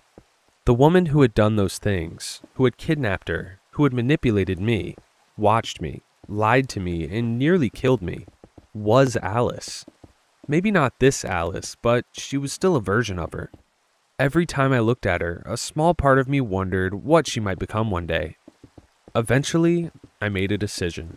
I ended our marriage. 10 years passed after those events. I remarried. My wife's name was Eleanor, and together we had a son named Walt. We lived in a different city, far away from that town and everything that had happened there. I found a new job, built a new life. During all those years, I never saw Alice again. One afternoon, Eleanor came home from grocery shopping with Walt. "Look what I got," he shouted. He proudly held up a blue winter cap. My stomach dropped. I couldn't stop staring at it. The color, the pattern, the stitching. I knew that hat. 10 years ago, I had watched Alice sit in her favorite armchair and knit that exact same cap for a son she didn't even have yet. "Where did you get that?" I asked. Eleanor smiled. "We met a sweet old lady while shopping. She seemed lonely. We talked for a while. She told me she never had children of her own." Eleanor looked at the hat. "She had this with her and insisted that Walt should have it." That night, I finally told Eleanor everything about Alice. For years, I'd kept the story to myself because I knew how insane it sounded, and Eleanor reacted exactly how I expected. She didn't believe a word of it. We argued for hours. By the time we went to bed, neither of us were speaking to the other. I understood why she was angry, but she had to know. For nearly 2 hours, I lay awake staring at the ceiling. What if it really was Alice? What if she had found us? How was I supposed to protect my wife and son? Then I heard it. The front door opened. I immediately woke Eleanor. "Someone's in the house." I told her to stay upstairs and lock the bedroom door, but she refused. Instead, she followed me. Together, we walked downstairs. Then a light clicked on. And there she was. An old woman stood in our living room. She was holding a knife. At first glance, I knew she wasn't Celia. This was a different face. The woman tilted her head. "Hello, my love. We haven't seen each other in a very long time. For me, much longer than for you." I couldn't speak. I couldn't move. The old woman took a step forward. "You can probably guess how I got here. After you left me, I had no one. I spent years alone. Decades, actually. Every day I thought about you. I thought about revenge many times.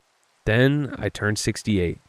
One day, I met the red-haired woman. I gave her my soul and decided it was time for my revenge." Her grip tightened around the knife. "Now you will suffer exactly as I did." When she finished speaking, we heard Walt crying at the top of the stairs. Neither of us had even noticed he had left his bedroom. He stood there frozen, staring at Alice, at the knife in her hand, and listening to everything she had just confessed. Then Alice started walking towards us. We turned and ran for the stairs. That's when it happened again, like déjà vu. I heard our footsteps pounding the steps, Alice behind us, and then I heard her falling down the stairs. Just like last time, it ended the same way. After everything went quiet, Eleanor and I sat together for a long time, trying to understand what to do about Alice. Somewhere out there, in the correct version of our timeline, she still existed. What if she came back again? Eleanor wanted to make sure she never could. She said the only safe option was to remove her entirely, but I couldn't accept that. If we did that, we wouldn't be any different from her. So I suggested something else. We would go to her, not to confront her, but to help her. Over the years, we kept in contact with Alice. She became a part of our lives in a way none of us had expected. We helped her through what she was going through, and somehow she helped us too. And eventually, we became friends. Then, when we grew old, Alice moved away and we eventually lost contact. That brings me to yesterday. I'm 72 now. Eleanor passed away a year ago, and I live alone in the same house we once shared. It was an ordinary morning. I made coffee, sat down, and watched TV. Then the doorbell rang. I was surprised because I don't really get visitors anymore. When I opened the door, I saw her. Alice. She was 68 now, but this time she was fully herself. For a moment, I didn't know what I felt. Happiness, fear. Everything we had lived through came back at once. The stares, the knife, the screaming. The impossible version of her that should have never existed. But I let her in anyway. I offered her coffee. At first, I felt uneasy, but slowly that tension faded. We talked about where life had taken us, about everything that happened over the years we hadn't seen each other. Eventually, we left the house, and I walked her to her hotel. As we crossed the road, I noticed a woman with red hair standing on the corner. She looked at us. For a brief second, her expression hardened, and then she smiled. In that moment, I knew, if things had gone differently, she would have been the one to take Alice's soul. But this time, nothing happened. If somebody told me that this old lady sold her soul to the devil after I read the first paragraph of the story, I wouldn't have believed them. Yeah, the kind old woman isn't simply lonely, and she's definitely not demented. There's something fundamentally wrong with her after her quote-unquote death, and her connection to the family is not what it seems. Anyways, here's the next one. It's from r/NoSleep from user thehawk4453. I had the words. I always have the words. My therapist wants me to write it down. She's been patient about it, more patient than I deserve, but last week she said that sometimes the story needs somewhere to live outside of you, and that maybe I should find it a place. I don't think she meant Reddit, but I've tried talking about it, and I've tried writing it in a journal that sits on my nightstand, and I've tried just letting it be quiet inside me, and none of that has worked. So here we are. I want to be clear about something before I start. The police have everything. Once I could write it down, once I wrote it down, they had all of it. This isn't about that. This is for me, and maybe for my therapist if she ever goes looking. My name is Frank. I have a stutter. I've had it since I was 5 years old, and I'll probably have it until I die. And for most of my life, I've treated that fact like a verdict. Like something a jury handed down about who I am and what I'm worth. I know that's not healthy. My therapist has a lot to say about it, but knowing something isn't healthy and being able to stop doing it are two different things, and anyone who stutters will tell you the same. Rob and Stephanie were the first friends I'd had who just waited. Not in a performative, look how patient I am way. They just waited. The way you wait for a sentence to finish, because that's what it was. A sentence finishing. They'd been my people since sophomore year, and on the Friday this happened, we had a plan. I was going to get dropped home, tell my dad I was going to Rob's for the weekend, pack a bag, and be out the door before anything could go wrong. Rob had a new game. Stephanie was already there. It was the kind of plan that felt airtight at 16. There was one problem. I'd gotten a C- on my chemistry exam that morning, and my dad hadn't seen it yet. It wasn't a catastrophic grade.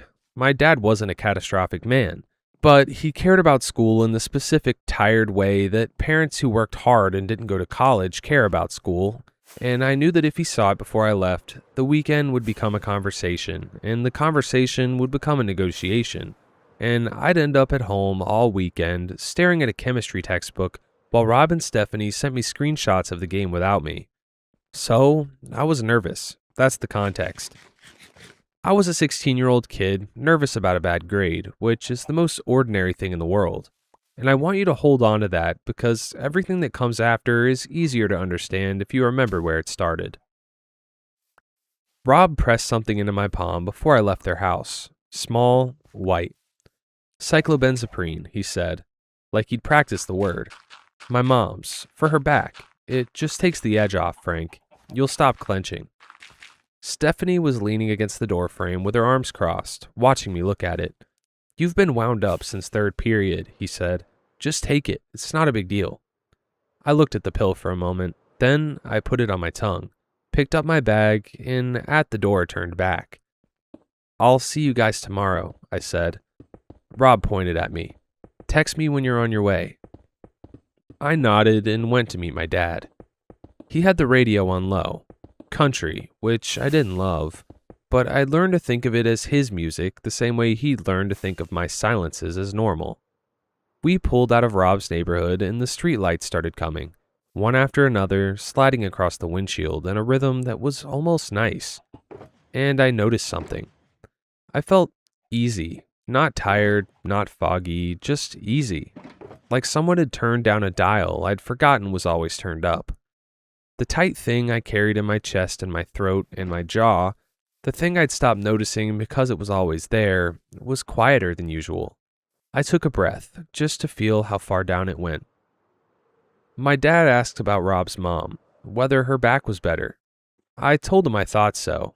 He asked if Stephanie was the girl from the soccer team, and I said no, different Stephanie, and he nodded like he was filing that away. Then he asked what we were planning to do all weekend, and I said we were going to play video games mostly, and he made the face he always made about video games. And I said, Rob just got this new one. It's supposed to have a really good story. Apparently it won a bunch of awards, and I heard myself say the whole sentence, and I realized I hadn't blocked once. My dad glanced over at me. He didn't say anything. He just looked at me for a second with this expression I didn't have a name for. Something quiet and sideways. Almost a grin, but smaller than that. Then he looked back at the road. I know what it was now. It was just a father watching his kid talk, easy and unguarded, and being glad about it. At the time, I felt something shift in my chest. Not pride exactly, more like relief, like I'd been given a glimpse of something I didn't usually get to have. And I looked out the window and let myself feel it without analyzing it. We were almost home. The chemistry exam sat in my backpack, and I thought about it distantly, the way you think about something you've decided not to deal with yet. He hadn't asked. Maybe he wouldn't. Maybe we'd just have this, the radio and the streetlights, in that small moment, and I'd be at Rob's by 9. Those friends of yours, my dad said. He tapped his fingers on the wheel once. They good kids? Yeah, I said. They look out for me. He was quiet for a moment. Good, he said. That's good, Frank. We pulled up to the house. He reached for the door handle. The crash from inside was heavy enough that I felt it in my seat. My dad moved fast, faster than I'd ever seen him move. Already reaching for the knob before I'd fully processed the sound. I was still sitting there with my seatbelt on when the door opened and the shots came. 3 of them. He dropped. I don't remember getting out of the car. I remember being on the porch. I remember the man inside looking at me with pure surprise. Not guilt, just the surprise of someone who hadn't known there was a passenger. And then he was gone. Through the back somewhere, and it was just me and my dad and the porch light humming. I got down next to him. I pressed my hands against him the way you're supposed to, or the way I thought you were supposed to. And I could feel warmth, and I didn't even let myself think about what that meant. I just pressed down. His face was turned toward me and his eyes were open, and I talked to him, or tried to. I said his name and some other things I can't remember, and somewhere in there I had my phone out and I was dialing. 911, what's your emergency? I knew exactly what to say. I've always had the words. That's the thing about stuttering that I've never been able to make anyone understand. The words are right there. They're always right there. And there's something that stands between knowing them and saying them that has no name and no logic and no mercy. Hello, what's your emergency? The. I could feel my neck straining, the tendons pulling taut under my jaw, my chest locking up, every muscle involved in speech tightening around nothing while my hands kept pressing down, kept pressing, my arms shaking from holding the position. Sir, I need you to tell me what's happening. Sir, is someone there? Are you okay? The muscle relaxer was still in my system. I know that now. I've read enough about it since. The adrenaline was fighting it and losing in certain places and winning in others. And one of the places it was losing was my throat, my tongue, the muscles that were supposed to push words out into the air. My body was doing everything it could and my voice just wouldn't. I kept pressing my hands down. I kept trying. A neighbor called it in. Sirens came about 4 minutes later, and I was still on the porch, phone to my ear, hands where they were, still trying. Long past the point where I knew help was coming. I don't entirely know why. Maybe because stopping felt like admitting something I wasn't ready to admit. Maybe because trying was the only thing left I could do for him, and I wasn't ready to stop doing it. They found us like that. I've been in therapy for 3 months. I've read about stuttering under stress, about muscle relaxers and adrenaline, about how none of what happened was my fault, my therapist's words, attributable to no failure on my part. I understand the argument. I can follow the logic. But I keep coming back to that car ride, how easy it felt, my dad's face when I finished that sentence without blocking, that small sideways thing that wasn't quite a smile, and I think about how I was sitting there in the warmth of it, quietly relieved about a chemistry exam, thinking maybe the weekend was going to be okay. He was going to find out about the grade eventually, I know that. We would have argued about it, or not argued, and either way, we would have gotten past it. There was time for all of that. There was supposed to be time. I loved this story. It has a really unexpected ending that we couldn't predict. Frank knew exactly what to say, but he just couldn't get it out. The next story today is from r/no-sleep from user AccomplishedLow7889. I found the perfect apartment in the city. Something in it is stealing my life. Oh my gosh. Everyone's always looking for that perfect place. Big enough, not too expensive, close to work. Somehow I actually found it.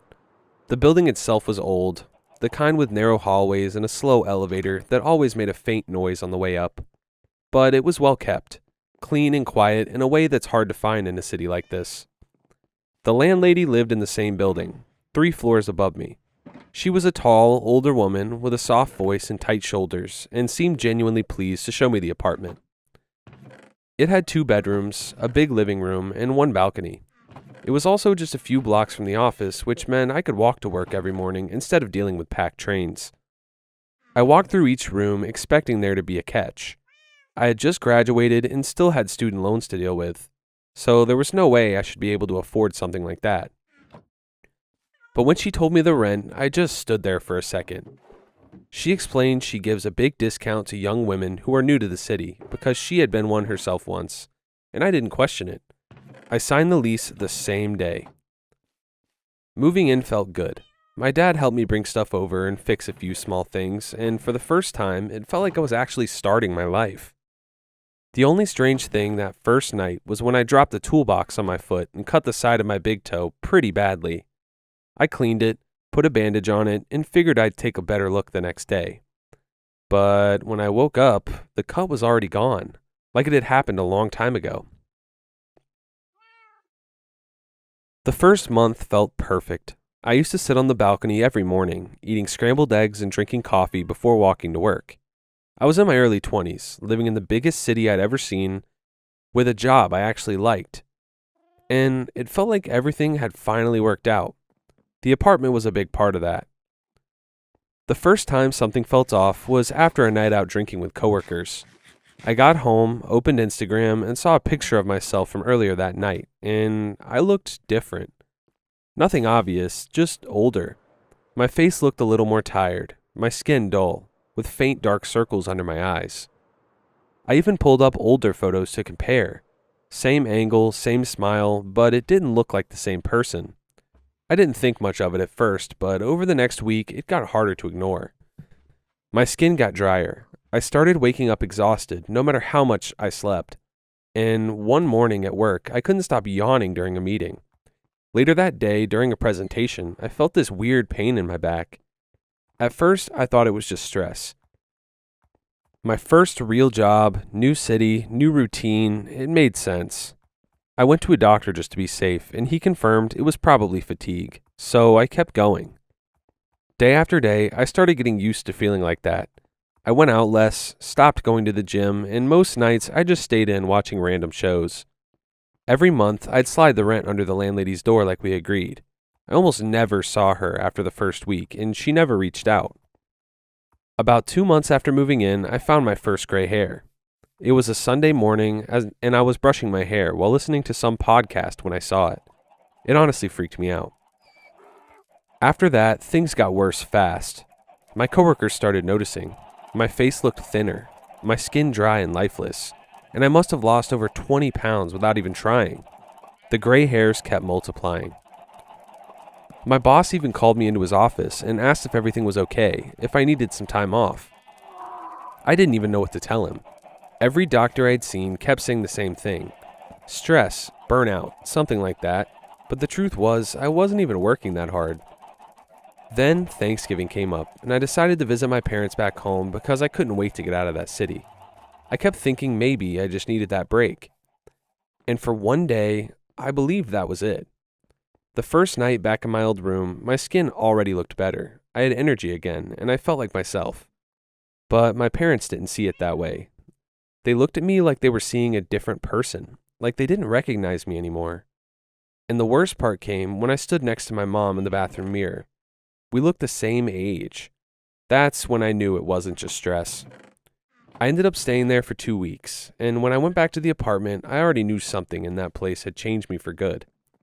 The second I walked in, I started packing. I grabbed everything I could, threw it into 2 suitcases, and rushed to the elevator. There was another woman inside. A woman tall, athletic, wearing workout clothes and sunglasses, even indoors. She looked like she was in her early 20s. Ooh, that's the old landlord lady. I barely paid attention to her at first. Then I looked again.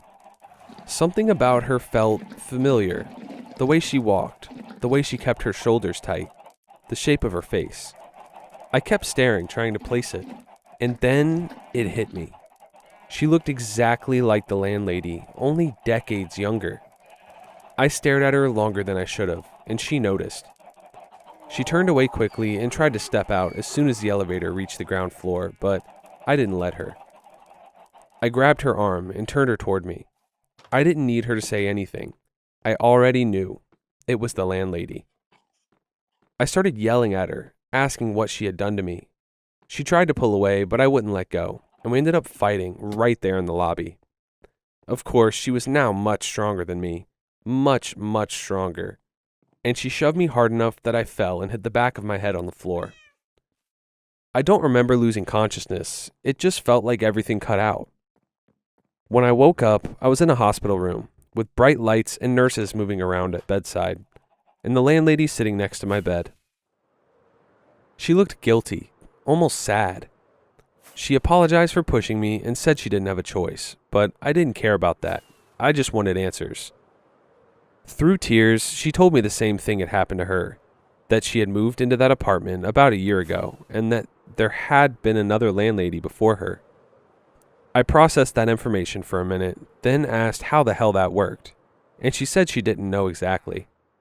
What the last landlady told her was only that the 2 apartments, hers and the one she rented out, had been connected since the building was constructed, and that one drains time while the other gives it, like a straw. I know how insane that sounds, because my first instinct was to call it a lie. But she stood up, wiped her eyes, and put a key in my hand, telling me that both apartments were mine now and that she was moving out. I asked her what I was supposed to do with it. She gave me a small, tired smile and told me to rent it out. I thought about going to the police. I thought about trying to find the landlady. I thought about going back to my parents, but none of that would give those months back, or the years. I'm 22, but my body is decades older. and every time I look in the mirror, I can tell it won't just reverse on its own. In desperation, I listed my apartment on the same website where I found it and moved to hers. The messages started coming in almost immediately. The first showing is today. That's why I'm writing this, out of guilt. One part of me keeps saying, I don't have to do this, but there has to be another way. But the other part that screams that I don't have a choice, that it's either this or accepting that I've lost all my youth. The girl coming to see the place sounded young and hopeful on the phone. She's excited to find a spot where she can have the best time of her life in this city. I remember sounding just like that. This one definitely has a major, terrifying secret hiding in there. Oh, look at this apartment. It's too good to be true. Yeah, you're right. It is too good to be true. Yeah, it transfers your aging to them and makes them older and makes you younger. Back when I originally read this story, I said that they should just make it an Airbnb. Like, I feel like it's morally not that bad. Like, make it an Airbnb.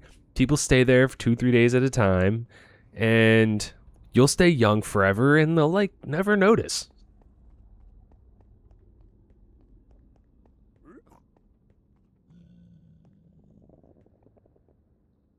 The next story today is from r/creepcast_submissions, and it's by Slow Confection 2458. I can't find my girlfriend in the DeKalb Hobby Lobby. Hello, I don't know if this is an appropriate place to post this, but I'm getting desperate. I've tried calling my friends and posting this on other subreddits for help, but my friends aren't answering and other subreddits automatically remove my post. I feel like I'm going insane and running out of options. I'm contacting the police as soon as I get done typing this, but I'm not sure what they might say because the situation is absurd. I've never been more scared in my entire life. Fun fact, guys, when I was talking to this author, this story did keep getting deleted off r/nosleep, so we posted it somewhere else. Anyways, I'm going to start reading it. I went shopping today with my girlfriend Taylor at Hobby Lobby in DeKalb, Illinois. Taylor was put in charge of decorating the wedding reception for her best friend, and she wanted to make floral centerpiece arrangements for the tables. I went to the bathroom about half an hour into our shopping trip and was probably gone for less than 10 minutes. I went looking for her in the same aisle she had been in when I left, but couldn't find her. I figured she just went to look around some more, and I walked the same half of the store up and down. I still didn't see her, so I shot her a text asking where she was, and she texted back a few minutes later that she was still in the floral section in the corner of the store. I went back to the section and still couldn't find her, so I texted her again, making sure I was in the right area, and there wasn't a second floral section I didn't know about. She sent me back a photo of an aisle I had just looked in not even 30 seconds beforehand.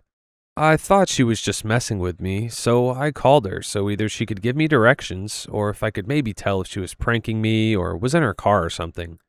She sounded really annoyed on the phone, probably thinking I was the one who was messing with her. I got pretty frustrated, as I already wasn't happy I was having to spend my day off at the store. I told her to just meet me by the front counter when she was ready to check out, thinking I could just wait out either her shopping spree or whatever game she was getting at. 15 minutes passed, and she still hadn't come up to the counter to check out. I peeked outside and saw that her car was still in the parking lot and that she wasn't in her car messing with me. That's when she sent me another text telling me that she was ready to go and had already checked out. I told her, no you didn't, I'm literally up front. She called me again, clearly upset at me, telling me that she doesn't have time for my jokes right now and that we needed to hit another store after this. I told her to just FaceTime me and I'll track her down. When she did, the first thing she asked was where I was. I could clearly see that the background she stood in front of was obviously the same store we were in, judging by the ceiling tiles and color of the walls. However, when I told her to turn the camera around, I felt like I was going to have a heart attack. From the angle she was pointing the camera, she should have been no more than 5 feet from me in the open checkout area. Yet, not only could I not see her, I couldn't see any of the people that showed up in the camera. On my screen, I could see an entire line of people waiting to have their items scanned and bagged.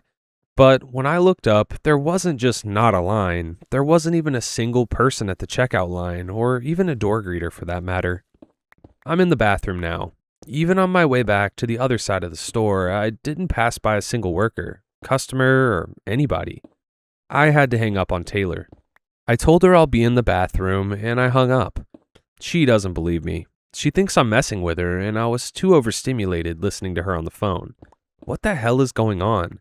It would have been impossible for her to book it to another Hobby Lobby in the time I was in the bathroom the first time, especially because I had just seen her car in the parking lot just a moment ago. Where is everyone? Where's Taylor? Where am I? Okay, alright, at this point in the video, I'm thinking this guy definitely went to the bathroom in Hobby Lobby and accidentally found a backrooms entrance. And I'm now realizing that this is a good opportunity to make the quote on the thumbnail, "I pooped in the backrooms." Anyways, here's the first update. Edit. Taylor still hasn't come to get me from the bathroom. I thought she did. I was sitting on the toilet seat, frantically trying to call anyone who would listen, but nobody would answer me. And apparently nobody in my life has their voicemail box set up yet. The only person it seems I can call is Taylor, and she's furious at me. She told me that if I don't come to the front in 5 minutes, she's gonna leave. I guess that's what I get for 2 years of pulling pranks on her. One time, I snuck a cross into her house and replaced the Caravaggio over her bed with it.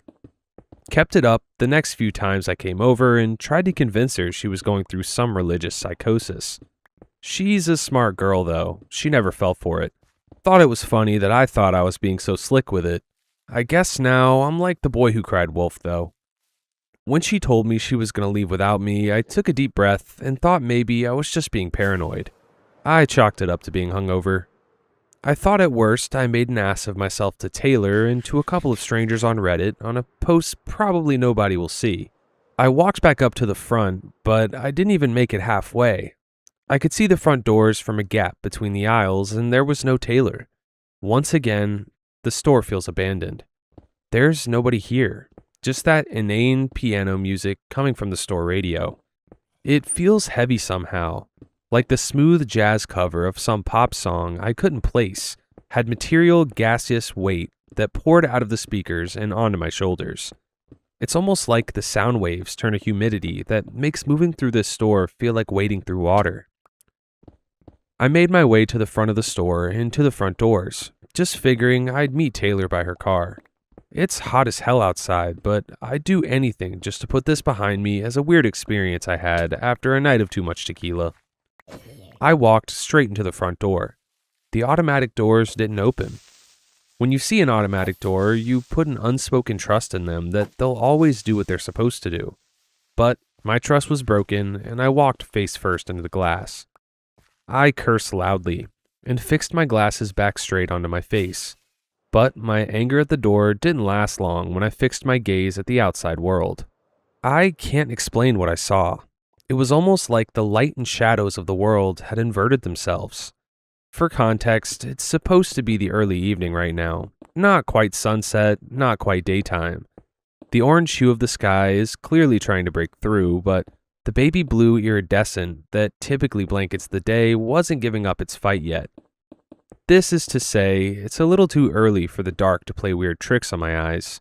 Yet, when I looked through the glass into the scattered cars in the parking lot, it was like where the shadows were supposed to be were brightly illuminated by the reflections of the metal, and the sides and tops of the car were cloaked in inky black shadow. I couldn't have hit my head hard enough to concuss myself into a false reality. I stared outside at the parking lot for a few seconds, just trying to wrap my head around what kind of light trickery could be going on before I realized the door still wasn't opening. I put my hand on the aluminum lining that split the glass in half and tried to push. Nothing. I tried sliding it to the side, thinking maybe I could turn the automatic slide door into a manual. Nothing. I tried again and again, pushing frustratedly on the door. Screw it, I thought to myself. If I break this thing, I don't even care. I'll figure it out with collections. I just need to get out of here. That's when I heard the first noise that I didn't make myself. I nearly fell over when I heard it. The register beeped. It dinged like it would whenever a barcode was scanned through the system. I'd probably heard that sound 100 times today, blending into the typical white noise of a busy day at the store. I probably hadn't even registered it in my mind a single time until now. When the store is busy, you ignore the sound of the front counter intuitively. But in the seemingly empty space, The beep echoed off the walls and ceiling tiles like I was in a cave. It took me a minute to catch my breath and slow my heartbeat back to functional. It beeped again. I couldn't have been more than 20 feet from the register and could see that it was just as abandoned as the rest of the store. Beep. It wasn't just beeping. I could see from a distance the arm extension that informs the customer of the price of the item was lighting up with each occurrence of the sound. Beep, beep, beep, beep. It was like the more intensely I focused on the machine, the more rapidly it sounded off. It was like it was trying to get my attention. I approached slowly, sliding my hand down the pocket of my jeans and tightening my fingers around my metal-cased iPhone in case I needed some kind of makeshift weapon. Beep, beep, beep. I walked up to the register and looked at the screen. Beep. Nathan. Beep. Where are you? You need to smash your phone. Now. That's not me. Stop talking to her. Smash your freaking phone, Nathan.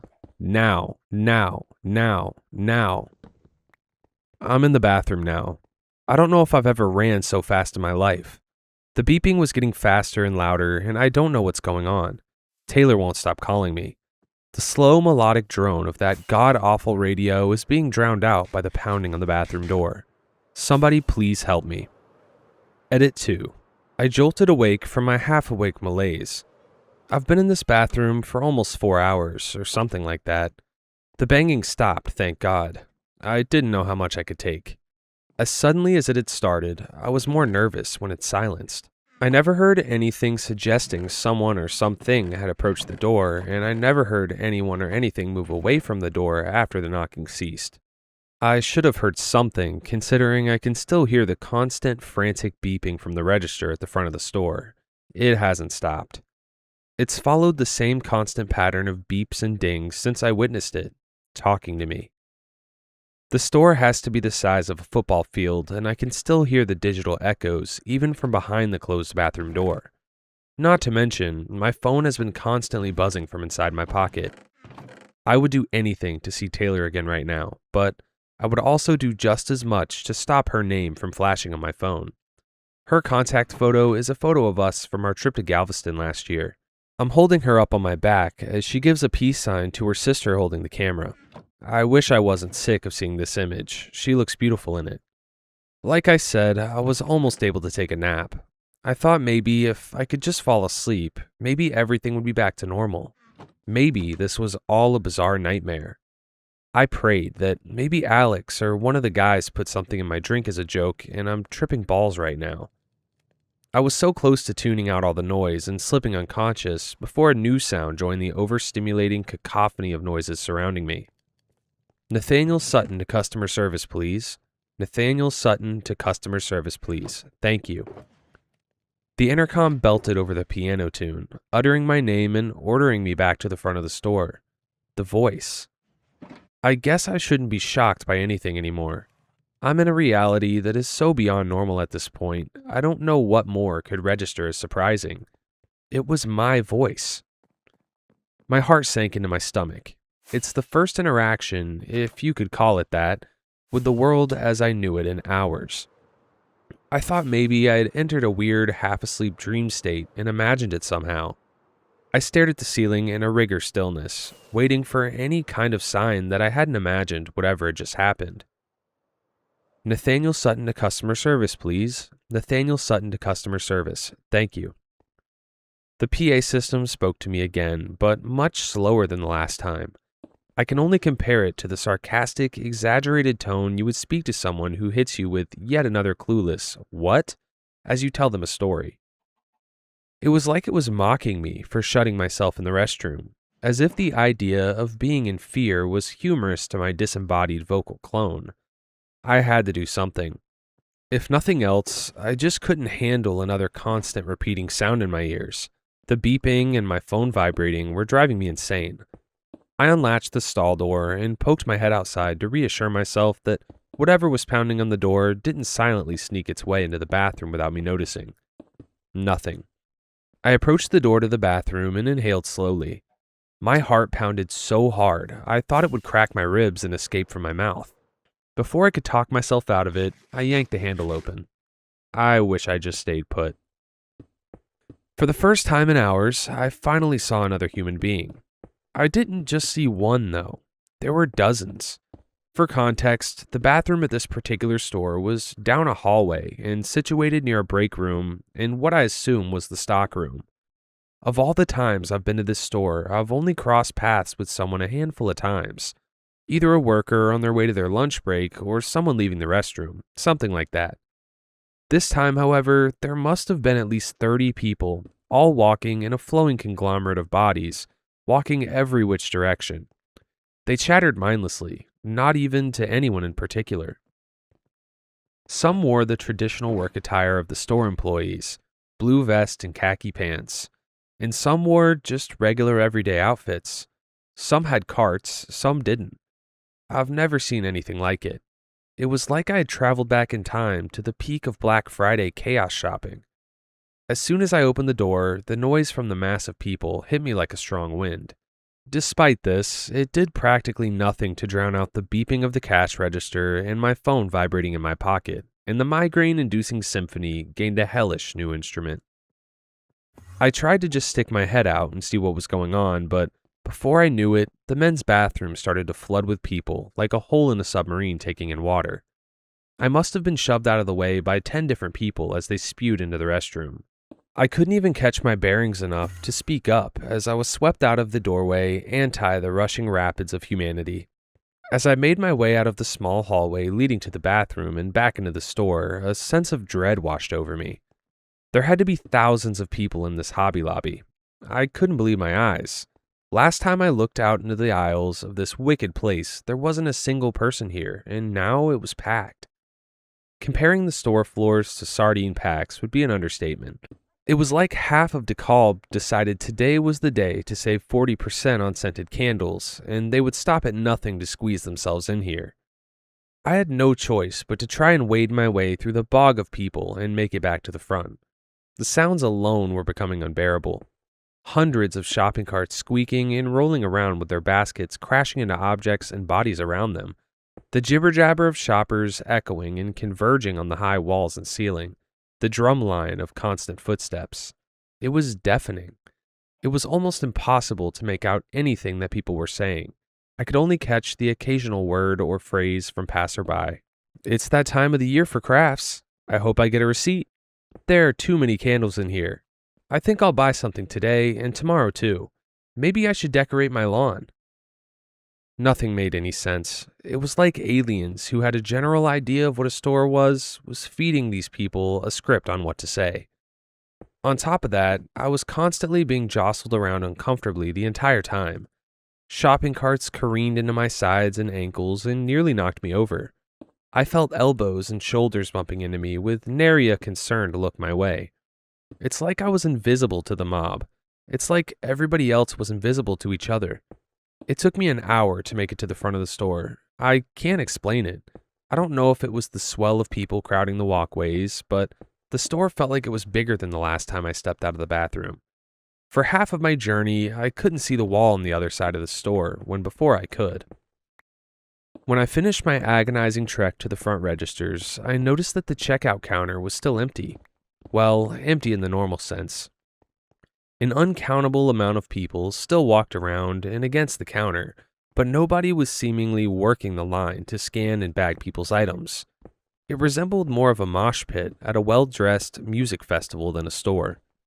I had to reach over the desk and grab my arm around the bagging area to hold tight to prevent myself from being unceremoniously swept back into the sea of people. "What the hell do you want? Who are you?" I yelled as I held onto the counter like it was a life raft. I felt ridiculous yelling at a cash register, but I was so desperate for the noise to stop. I wanted everyone to shut up. I wanted the register to stop beeping and flashing the word "now" at me. I wanted Taylor to stop calling me. Beep. All at once, silence hit me like a bullet. It felt so eerily quiet that I thought I had been shot through the head and died. I closed my eyes tight, clenching my teeth. It got so quiet instantaneously, everyone had stopped talking and every cart paused all at once. When I opened my eyes, I was no closer to peace. Every single individual that crowded this place had stopped mindlessly chattering and walking and was now staring right at me. I can only compare it to how the New Year's Eve ball must feel as it drops at midnight in Times Square. Only in my case, nobody was smiling. It didn't look like they were staring at me. They all looked so blank and expressionless, like they just happened to look in my direction and I just happened to be there. The register beeped again, and I forced myself to peel my eyes away from the 10,000 eyes looking in my direction to the screen above the register. Beep. Oh, hun. Beep. I think I found you. I froze. I held my breath in a paralyzed stillness. I jerked my head in every direction, waiting for something to possibly jump out at me, or kill me, or whatever else could possibly break the agonizing silence. I didn't stay still for long. Nathan, I heard just above me. It wasn't coming from the PA system this time. That much was obvious.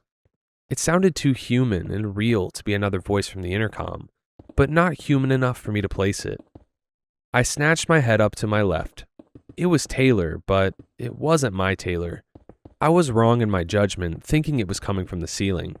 Taylor, or whatever this thing was that was imitating Taylor, floated in perpetual suspension 15 feet off the ground. It was like she was walking upside down, her long strawberry blonde hair hanging down as her legs and arms imitated a modest walk. She didn't move an inch, however, just maintained a perfectly still walk in midair. Her voice was like a toothpick in my ear, an abominable combination of screaming, talking, and whispering all at once in a purely emotionless and matter-of-fact blend. Nathaniel, I miss you. Nathaniel, I miss you. Nathaniel, I miss you. Over and over this thing repeated that it missed me, and it just wouldn't stop. I fell backwards, half trying to cover my ears and half trying to bolt as quick as I could.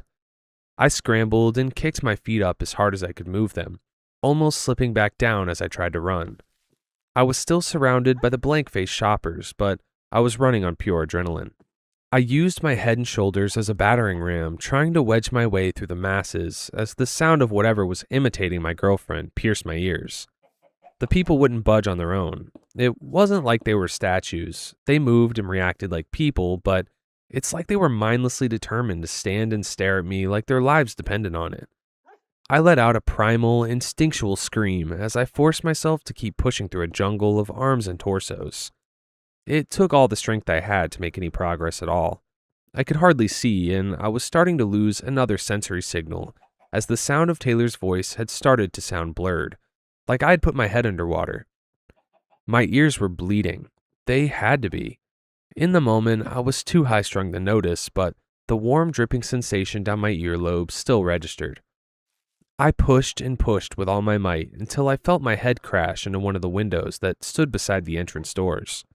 It hurt, but the adrenaline coursing through me dictated that I ignore the pain and stay focused on trying to escape.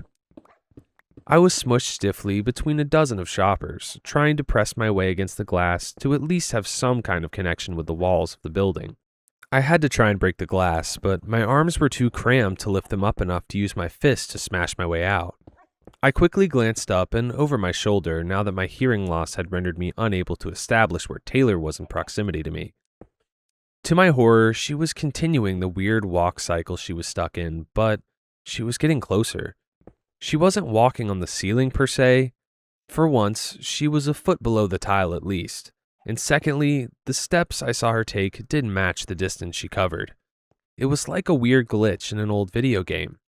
I screamed again and tried to shove myself even harder against the glass, hoping maybe I could pop the window right out of its frame, to no avail.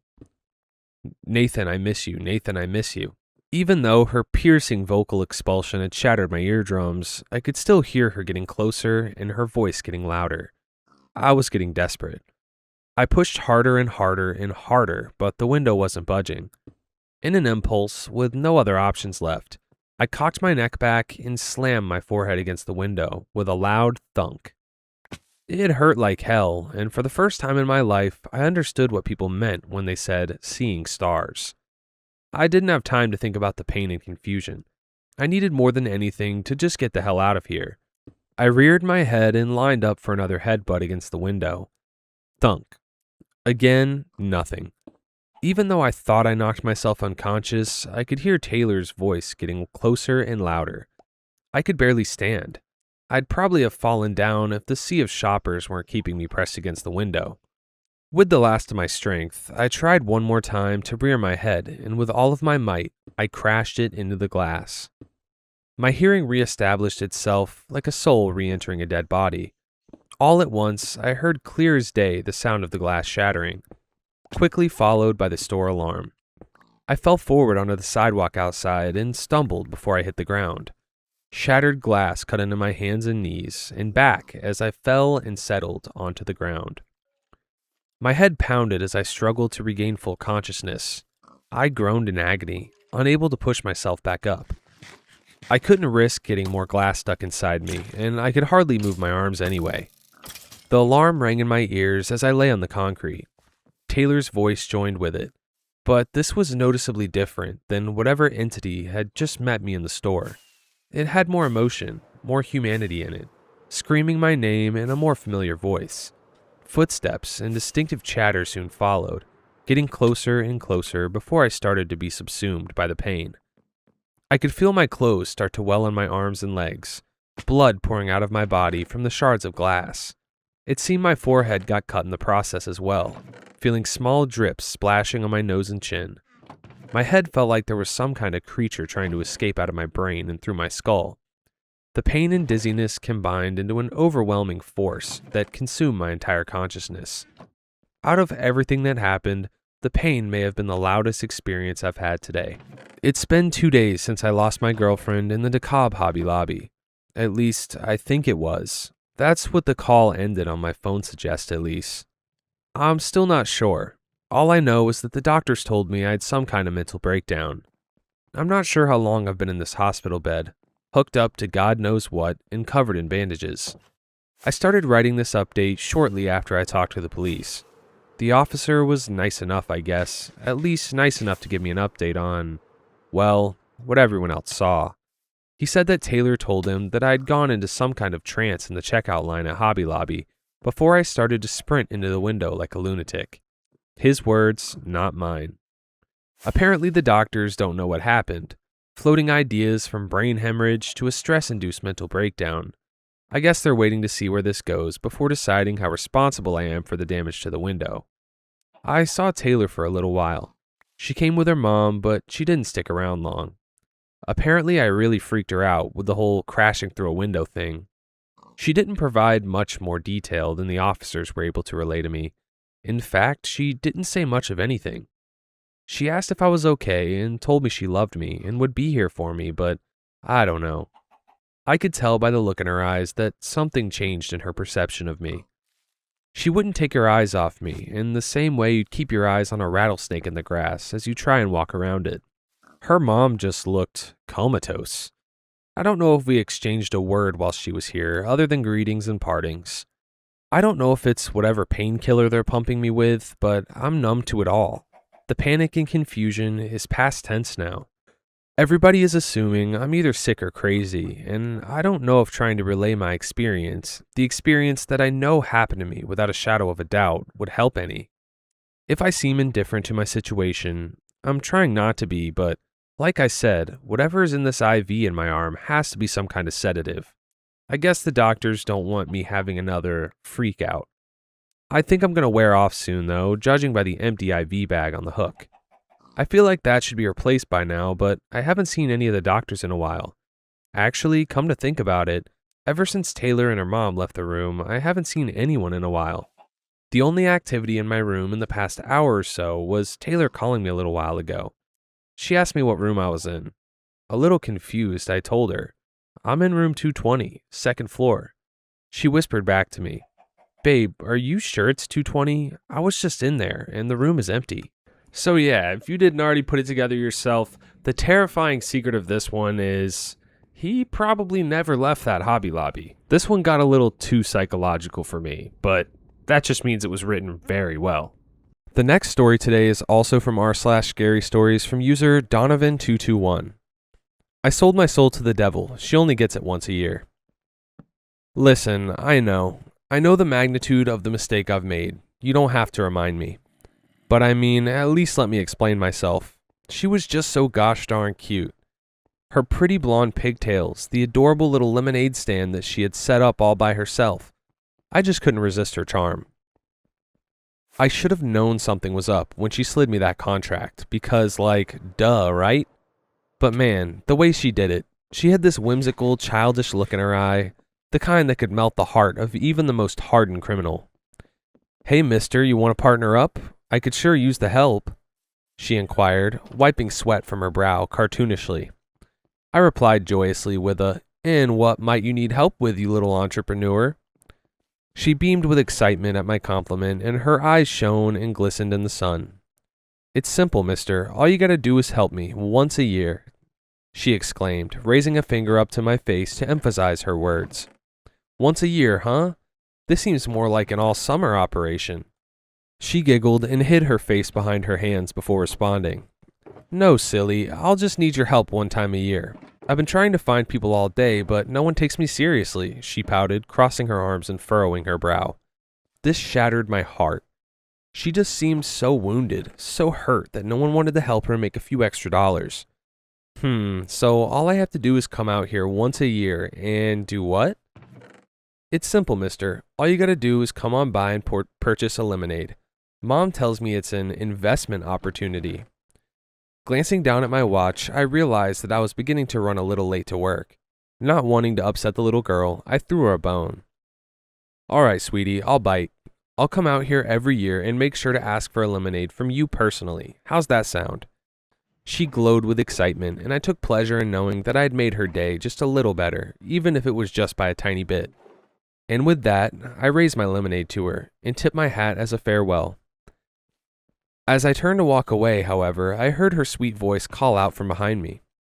"Wait, mister, you forgot the contract." Wow, I thought to myself, she sure is taking this whole thing seriously. In a bit of a hurry at this point, I quickly turned around and waltzed back to her lemonade stand, where she stood, pen in hand and pigtails flowing gently in the summer breeze.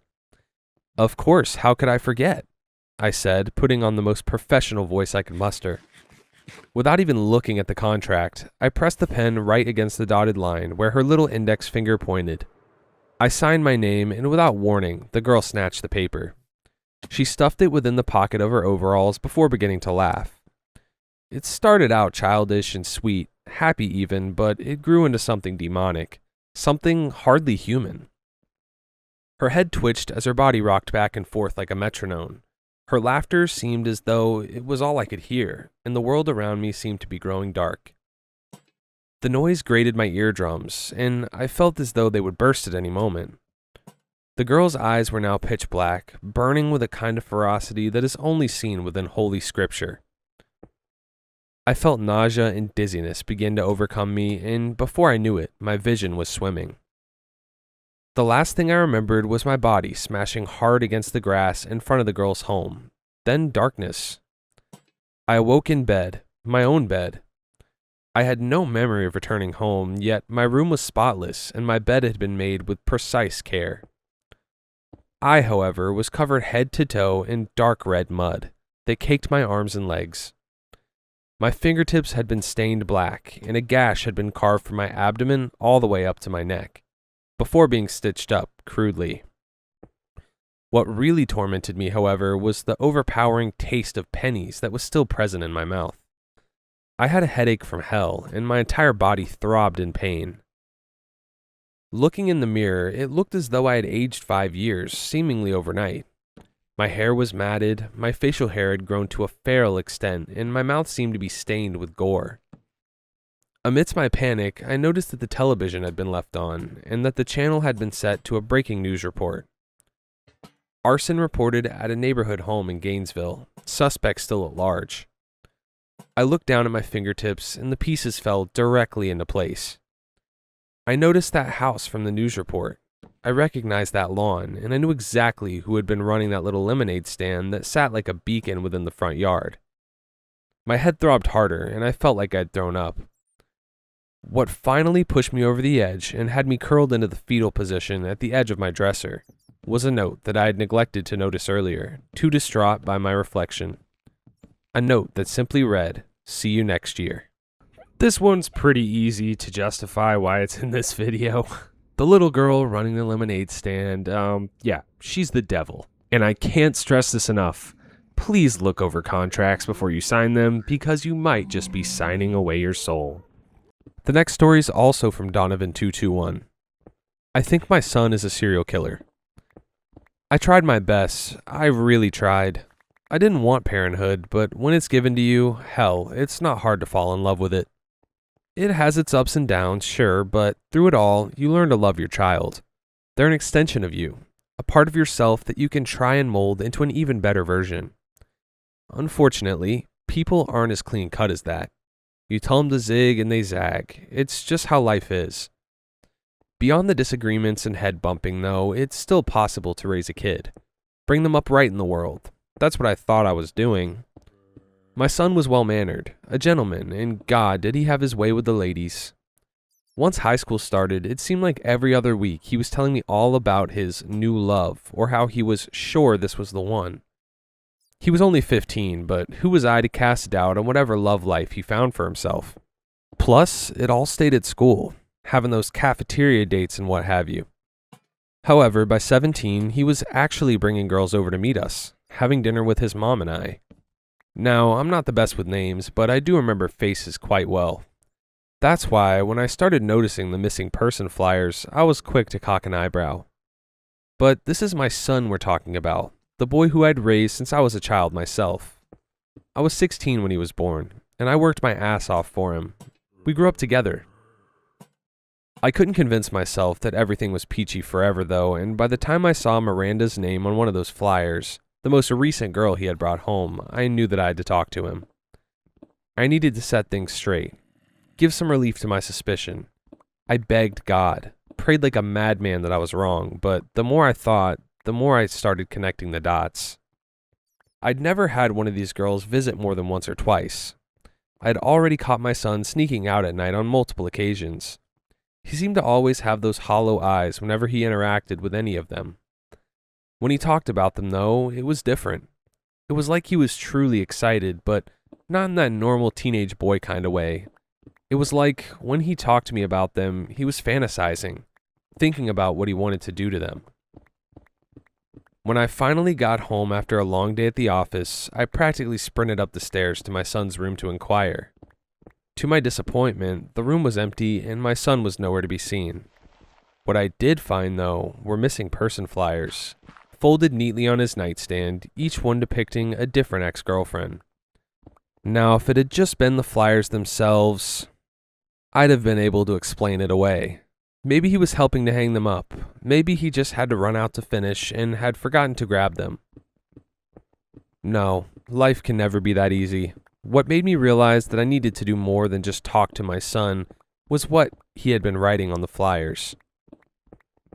Scrawled across each flyer in the handwriting that I helped my boy practice were the complaints.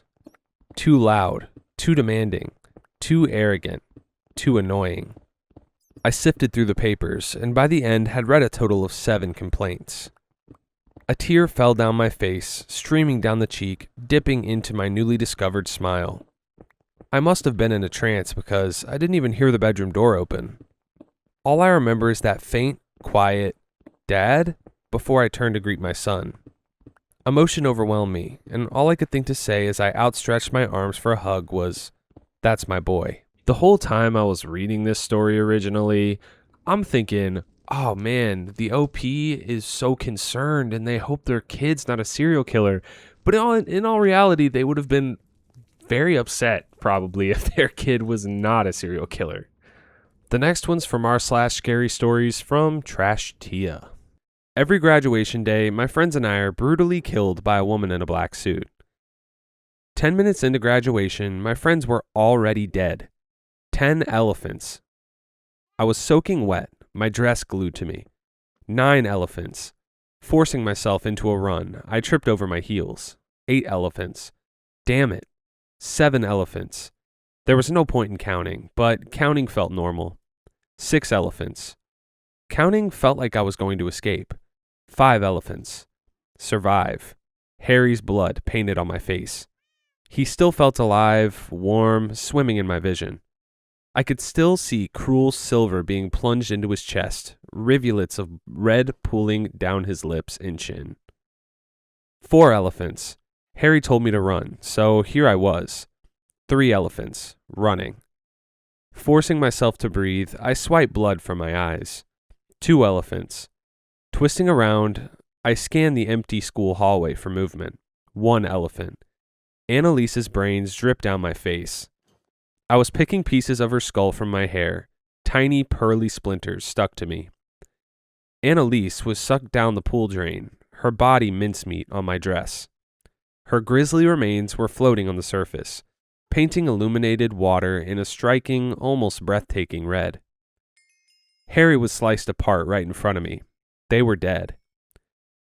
Slamming my fist into each classroom, my shriek caught between my teeth. Help me. The lights were off, which meant she was close. Reaching the end of the hallway, I could hear laughter and familiar whoops coming from the auditorium. The class of 2015 were graduating, and I was going to die. The main entrance was locked, barricaded from the outside. Taking 2 steps back, I slipped out of my heels, kicking them off. The classroom at the end of the hall was open, spilling warm light that coaxed me forward, hypnotized by the illusion of safety.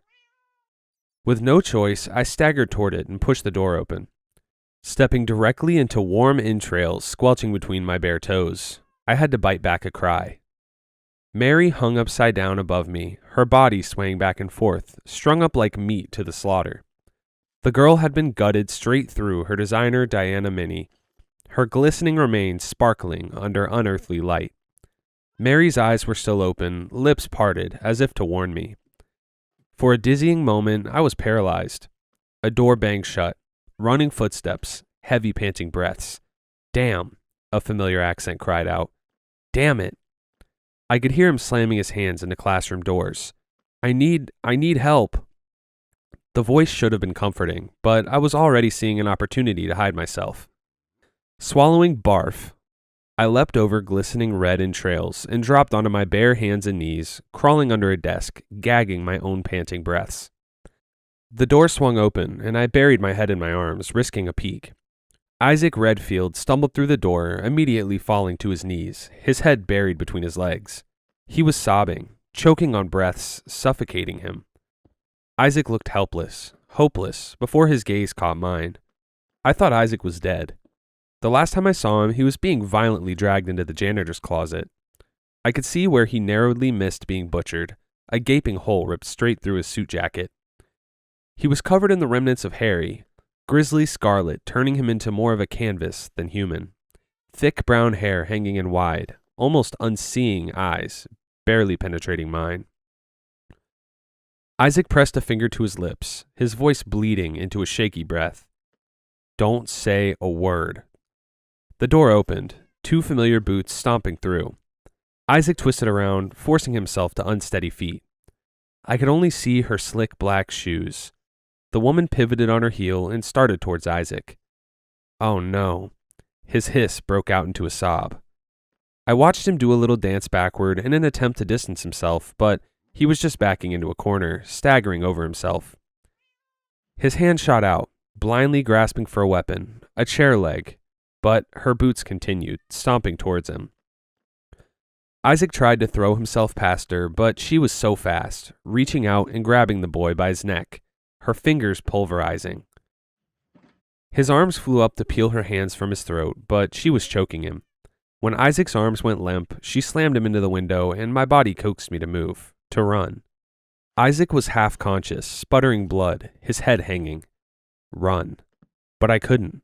I watched, my hands suffocating my screams, as she lifted him into the air, his feet dangling, his breaths coming out in choking pants. I saw the silver glint of her knife, and then the streak of scarlet painting the wall behind him. I heard the exact moment the blade went in.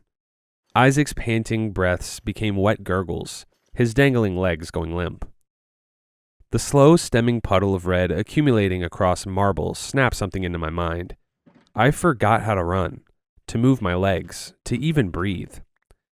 When Isaac's body hit the ground with a meaty smack, I shuffled back, but the scarlet pool followed me, running wet and warm under my fingers. I could see where his throat had been slashed open. Isaac's head was turned at an angle, his dead eyes staring directly at me. I was trying to feel for a pulse when the desk I was hiding under was kicked aside. There she was when I dared to lift my head, the woman in the black suit. She resembled a shadow with a human face, dark blonde hair pulled into a ponytail, brandishing a pinstripe suit. Sidebar, guys, I have absolutely no idea what's going on. This story really just kind of got to the punch. Trash Tia is an amazing writer, and I'm sure this is going to go somewhere. I watched her brutally murder my friends, one by one, no mercy, no I'm sorry, or even an explanation.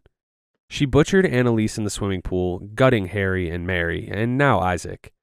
Her expression was vacant. There was no motivation behind her killing them. If there was, she would have worn the face of a psychotic serial killer, thirsty to spill blood. She would have laughed as they ran, reveled in their fear and the startling inevitability of their own demise. But she didn't.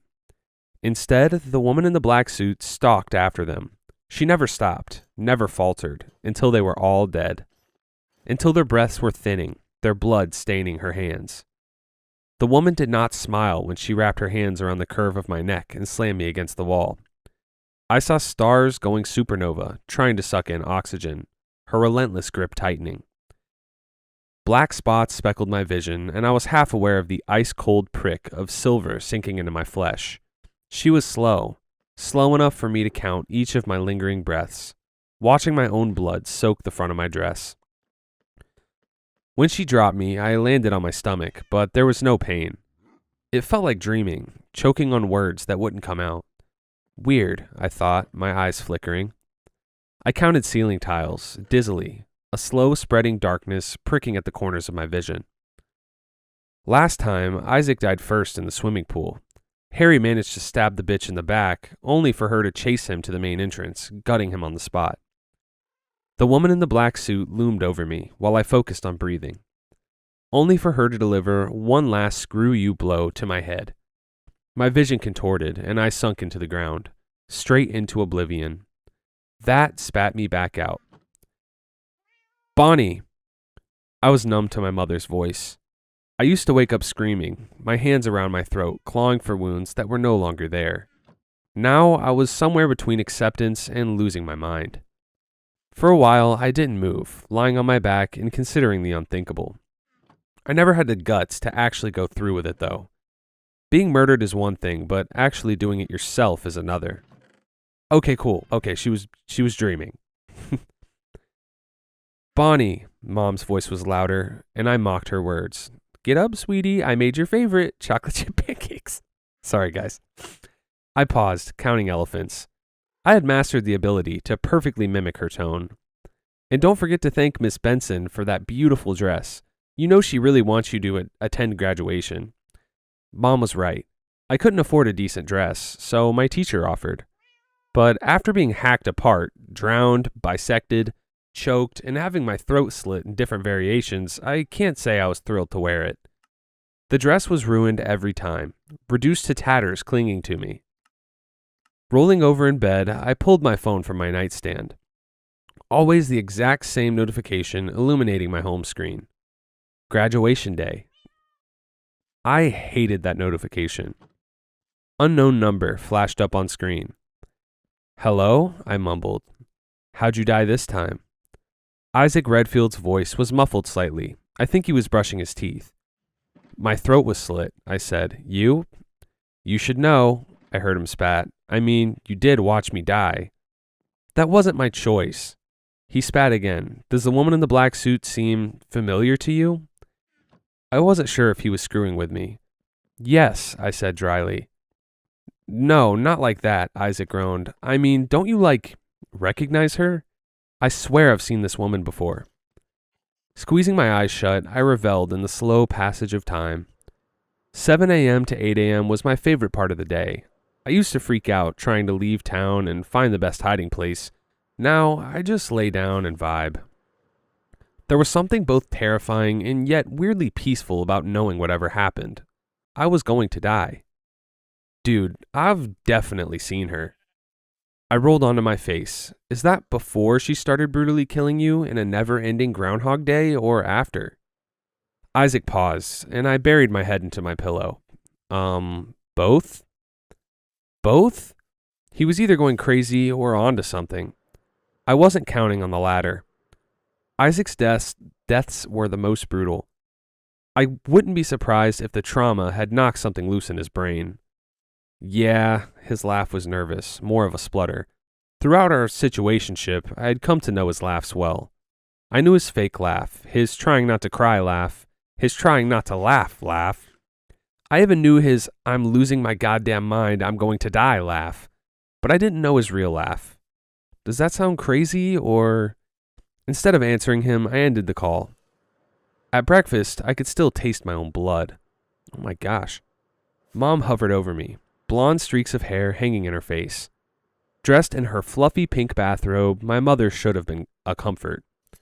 However, I was yet to forget the seventh loop when I broke apart and told her about what was happening.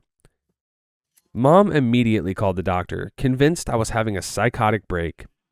Thanks, Mom. He said there was nothing wrong with me and let me go to school, where I was murdered. Again. That time, she didn't kill us individually, instead forcing us to our knees and bleeding us out, one by one. I think I became desensitized to death, to everything, when I was forced to watch Mary choke on her own screams, her head forced forwards, a blade brutally protruding through her. Don't forget to thank Miss Benson for the dress, honey, Mom said, refilling my juice. I nodded, struggling to swallow pancake mush. A sudden knock on the door woke me up. That wasn't supposed to happen. For a moment, I was frozen, my hands squeezing around my glass before a familiar head of brown curls appeared. Isaac Redfield, barely awake, still in his pajamas. Following suit, Mary Cliff and Annalise Chatham. Isaac went directly into the refrigerator hunting for food. Annalise took an uncertain seat at the table, and Mary stood with her arms folded, her wide, frenzied eyes drinking in my kitchen. Isaac Redfield was the British exchange student who nobody could understand at first, his accent rocketing him up the high school hierarchy. The guy was also known for dealing candy and getting into unnecessary arguments with teachers. Alongside Isaac, Mary Cliff, captain of the girls' soccer team, and Annalise Chatham, our school's version of Horse Girl, were unlikely friends. They used to be strangers, kids I'd pass in the hallway. After being brutally killed together in a never-ending graduation day cycle, we had become surprisingly close. Okay, so it's not a dream. It's a repeating day. Okay. When we were hiding in the janitor's closet, Isaac spilled to us that he hated the idea of college. He wanted to travel the world. Mary was crushing on one of her teammates. Annalise actually hated horses. Isaac was secretly scared of Bill Nye. I had a thing for clowns I wasn't going to go into. It started as a confessions thing, four strangers pouring out hearts to each other. We shared theories. Isaac was convinced we were actually dead, and this was hell. Mary suggested we were in some kind of prank show. I voiced my theory, which was, yeah, we were dead. I was sure we had died on graduation day, and this was fate's way of giving us companions in the great beyond. Still, though, I wasn't sure why fate wanted us to be brutally killed. Then there was the mystery of our killer, the woman in the black suit, our own personal angel of death. Morning, Isaac greeted me with a sleepy smile, running his hands through his hair. He ignored my mom's wide eyes. Thanks for leaving me to die. I thought back to him crouched in front of me, his face splattered and hairy, index pressed to his lips. Don't move. You told me not to move, I said through a mouthful of pancakes. Isaac's lips curled. Yeah, because I was expecting you to move your ass. The boy helped himself to my pancakes, shoveling them down with maple syrup.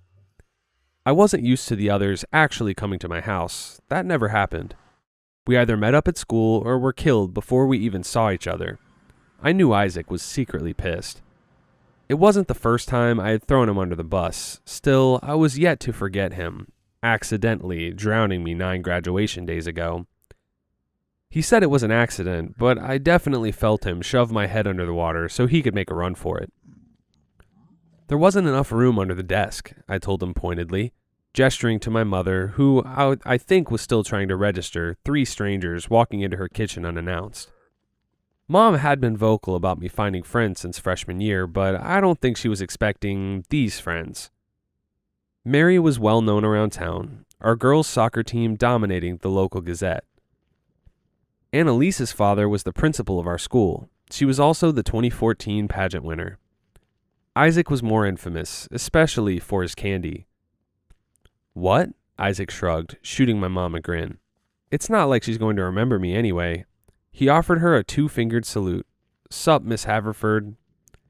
To prove his point, Isaac straightened up, grabbed my phone, and threw it in the microwave.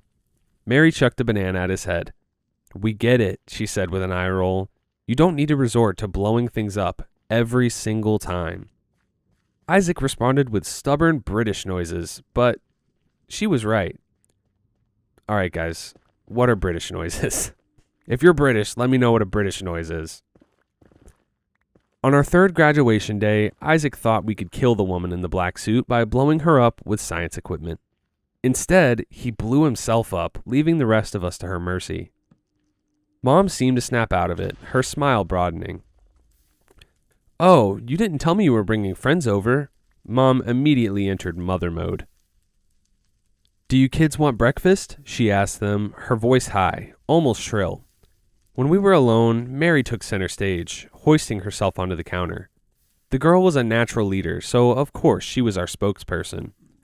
Mary absently ran her hands through strawberry blonde hair. We tried your idea, she nodded to a sick-looking Annalise. We tried running, and that crazy bitch still got us. Annalise wrapped her arms around herself, avoiding Mary's gaze. It was a suggestion. I didn't think she was that fast. I still think she's a sleeper agent, Isaac muttered into his glass of juice. Mary raised a brow. Okay, but why would a sleeper agent go after 5 random high school students? He shrugged, his lips curving into a smile. Maybe it was an order. He dragged out the latter word, so it sounded more like orda. But who made the order? Annalise spoke up. I nodded.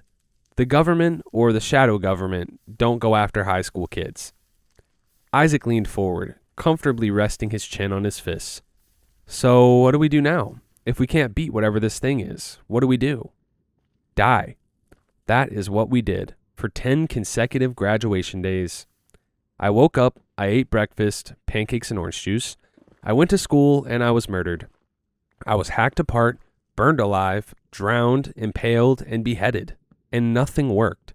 Our plans to run failed. We tried to get to the roof, but she was always there waiting for us. The latest loop, I was actually hopeful.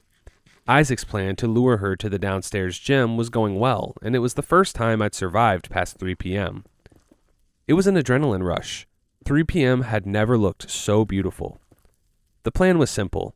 Annalise, Mary, and me standing in plain sight the whole time, and Isaac luring our killer to the downstairs gym. When I got the confirmation text that Isaac had trapped the woman in the closet, the 3 of us continued our plan, which was to set off the fire alarm and alert the police of the intruder.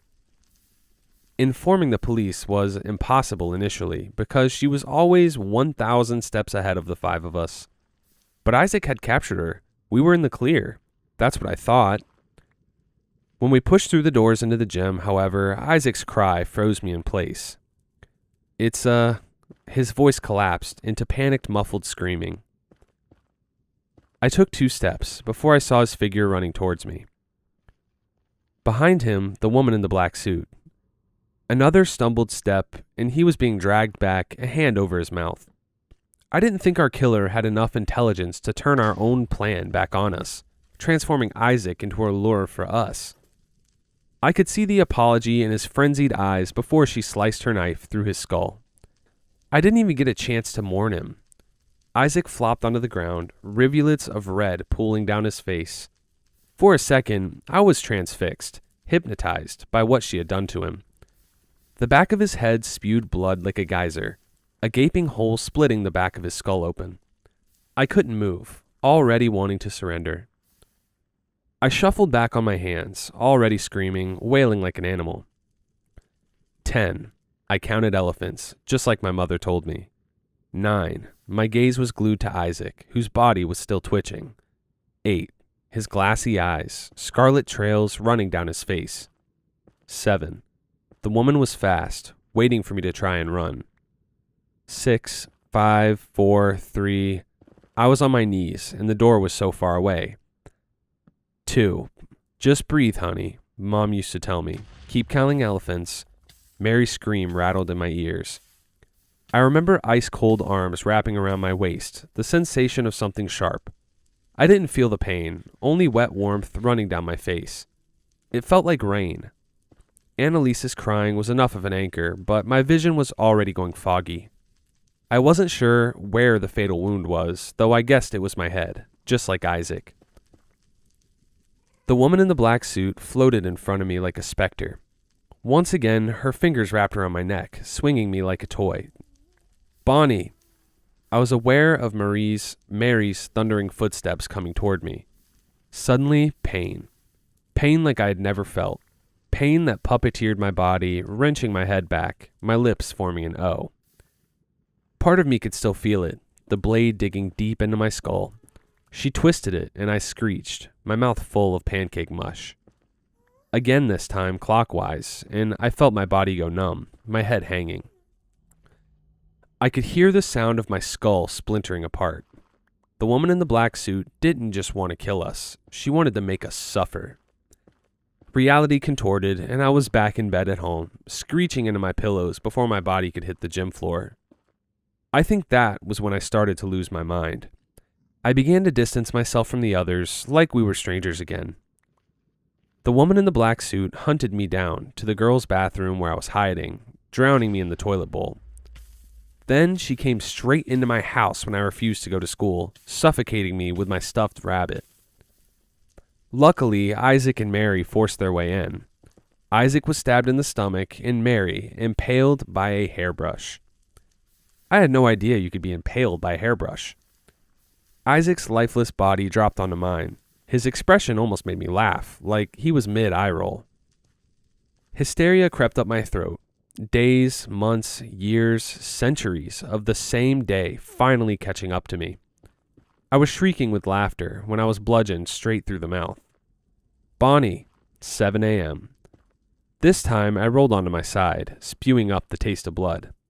Get up, I made your favorite, chocolate chip pancakes. Mom's voice felt like and sounded like nails on a chalkboard. Swiping stale barf from my chin, I took one look at my graduation dress and burst out laughing. Then I tore the thing to shreds, stuffing the tattered remains in my bedroom drawer. Mom appeared when she wasn't supposed to, hovering in my doorway. In her hands was a laundry basket, but looking inside, it was filled with flour and eggs. Mom's smile was wide. I wonder if she was having a mental breakdown. Bonnie, did you remember to say thank you to Miss Benson? I cut her off, swallowing a shriek. For the dress, I said. Yep, I'm going to. That day, I stepped into school wearing a curtain and Crocs. That's not a good idea. Isaac stood behind me, wearing his usual tux. His smile was weak. I think he stopped with the fake optimism. Now I was seeing the real him. Real Isaac was kind of an asshole, but real subtle about it. Do you really want to die wearing a curtain? How are you going to run? I glimpsed a knife stuck to his belt. Are you planning on being the hero? Nope, he shot me a sickly smile. It's to defend myself. 4 hours later, the two of us were sprinting down the hallway. I wielded Isaac's knife. Isaac stumbling with a head injury I didn't dare to look at. Isaac narrowly missed drowning, managing to claw his way out of the pool. I didn't see him hit his head on the side when our killer threw herself on top of him, but I did hear the sickening crack of his face hitting stone tiles. All of the breath being violently knocked from his lungs in a strangled oof. She tried to drag him into the water, only for him to kick her in the face. Mary was dead, half of her torso in the swimming pool. Annalise was hiding, but I didn't have hope for her. You said we might be able to drown her, Isaac, soaking wet and pissed, tried to reach the classroom door, with all of them being locked, as usual. He twisted around to me, his lips set in a silent cry. His head was bleeding, bad, a scary-looking gash in his forehead. I was watching a single thick rivulet running down his face when he shoved me. Why'd you push me in the pool? It was payback for him drowning me 176 graduation days earlier. You falling into the pool was a distraction, was all I could choke out. He didn't believe me. I could tell by his eyes, twitching lips, trying not to smile. You have a really bad head injury, I whispered, tugging him into a power walk. I realized the guy had some serious confusion when Isaac laughed. I know, he slurred. I feel kinda dizzy. That's a concussion. He blinked at me. Cushion? I thought he was going to burst out laughing again when familiar stomping boots brought us both to a sobering halt. Isaac slammed his hand over his mouth, his eyes widening. He slowly moved the two of us back, his clammy fingers entangling with mine. Damn it, he quietly slurred. Did she hear us? When the booted footsteps got louder, we had our answer. Classroom, I hissed, twisting him around and shoving him towards our old math classroom. Huh? He was barely conscious, staggering. Wait, no, don't leave me. I'm going to hide so she doesn't kill me. He snorted, pushing me away from him, or using me as bait. He was smarter than he looked. Pushing Isaac into the next open classroom, I catapulted myself into a sprint, cold hands suddenly gripping my shoulders and tugging me backwards. Hey, it's me. Harry Locke. He distanced himself after being sliced apart right in front of us. Harry was the quiet kid, a short and stocky boy with reddish hair and glasses. I wanted to ask where the hell he'd been when I glimpsed the kitchen knife in his fist. Harry's smile was sickly. Do you trust me? He pulled us into a classroom, quietly shutting the door behind him. Isaac's cries followed us, and I resisted covering my ears. I'm sorry, Harry said, before slitting my throat. Oh my gosh. This time it was fast. I fell. Down, down, down. I waited for Mom's voice to wake me up, but when consciousness did come over me, I wasn't in bed. I had zero idea where I was, only the sensation that I was floating. Opening my eyes, I was inside a glass tank, suffocating in a thick goo-like substance, my hair spread out around me in a halo. When I panicked, my body jerking awake, warm hands wrapped around me, pulling me out. I hit open air, my lungs expanding, and I hacked up blood-streaked water. Harry helped me sit, the two of us leaning against my tank. He was soaking wet, his skin glistening with that foul-smelling solution. I took a second to drink in my surroundings. A large room filled with human-sized tanks. Reaching to the back of my neck, I gingerly prodded at what felt like an incision. I stood up slowly, my gaze already finding the tank next to me. Mary. The girl was suspended in water, her eyes closed, lips parted peacefully. They tried to escape a while ago, Harry murmured, his gaze glued to another tank. Isaac. His cheeks were a sickly, pallid color, eyes closed. There was something attached to the back of his head. But there in the school, I managed to get out, I was just with Isaac. You were with a null version of Isaac. Harry didn't look at me. The one who kept leading you to your death, even if it seemed accidental. He was playing you. He buried his head in his knees. The real Isaac figured this wasn't real a long time ago.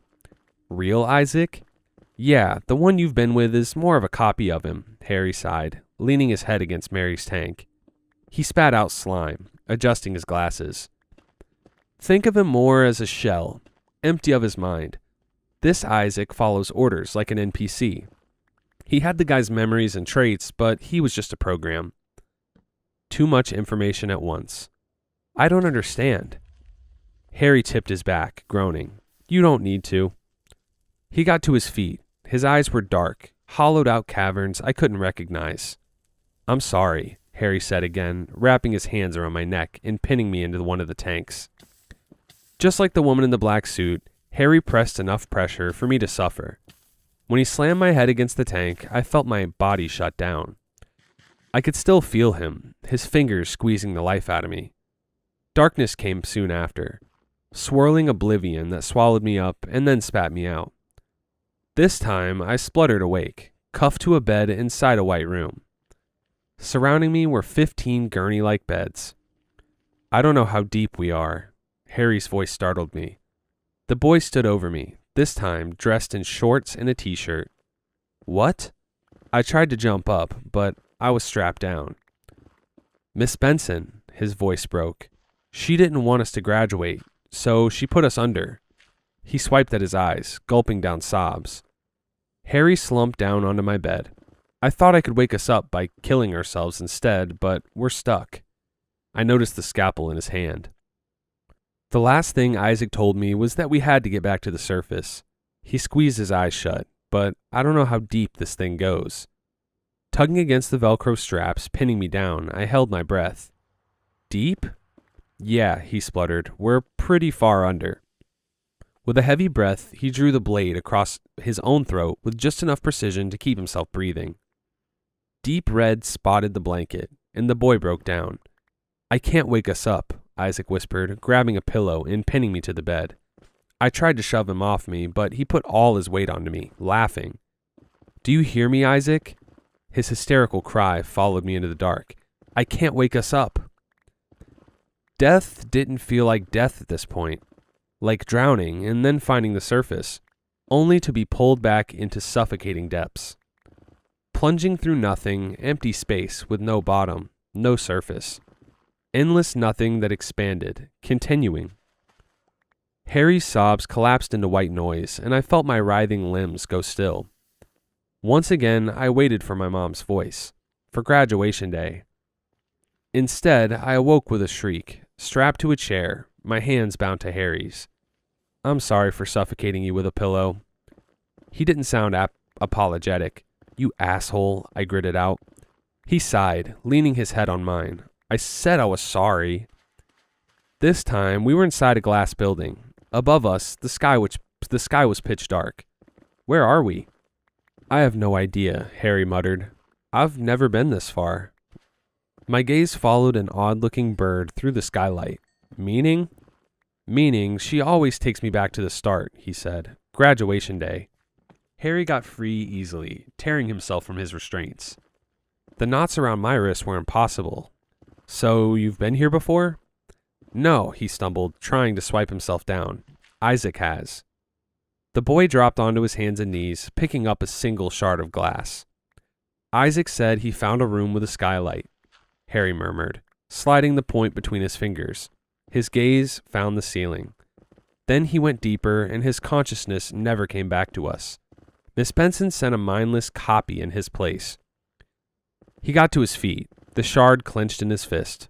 So, if I'm right, Isaac woke up, and Miss Benson must have restrained the real him. Harry stepped in front of me. And like Isaac, we will wake up. His frenzied eyes found mine. Right?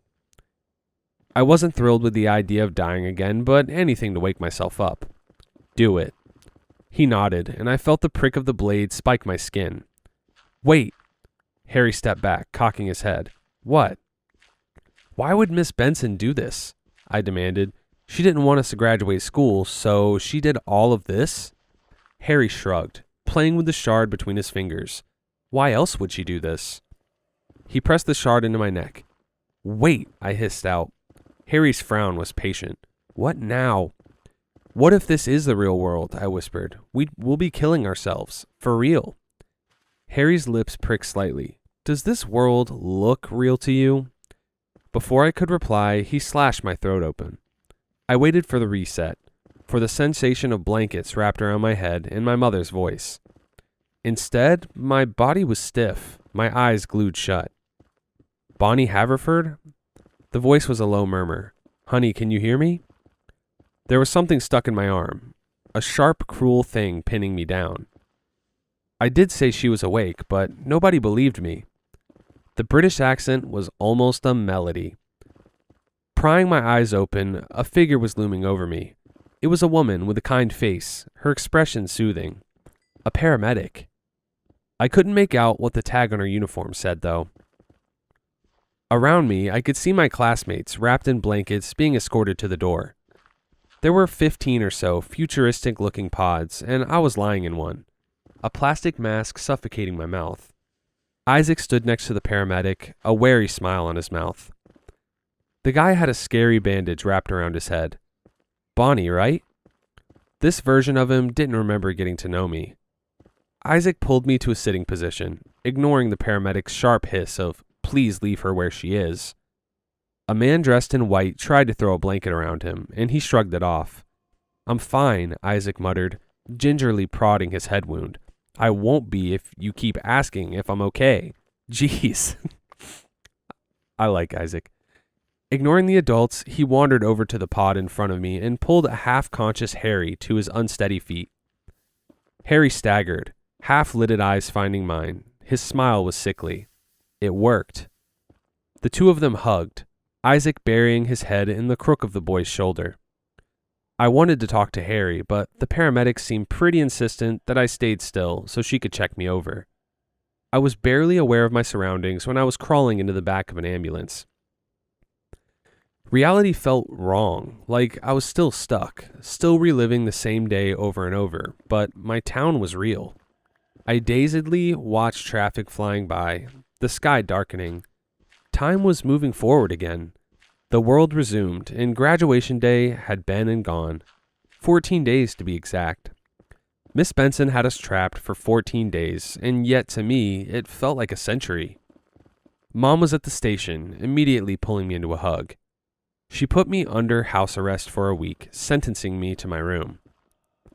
According to Mom, our teacher turned herself in. Apparently, forcing her students into a slasher movie simulator was tugging at her heart. I spent most of the summer lying in bed watching Disney movies. Mom made me breakfast, eggs and soldiers, just like when I was a little kid. I was absently dipping my toast, soldiers, in egg.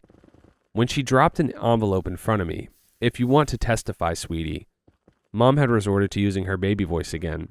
"But remember, you don't have to. It's your choice." Mom's voice faded when I picked up the envelope, opening it up. My name was printed on the front. I blinked. They printed my name upside down. Mom was behind me, frying more eggs. Huh? In the time it took for the envelope to slip from my hand, I was only aware of one thing.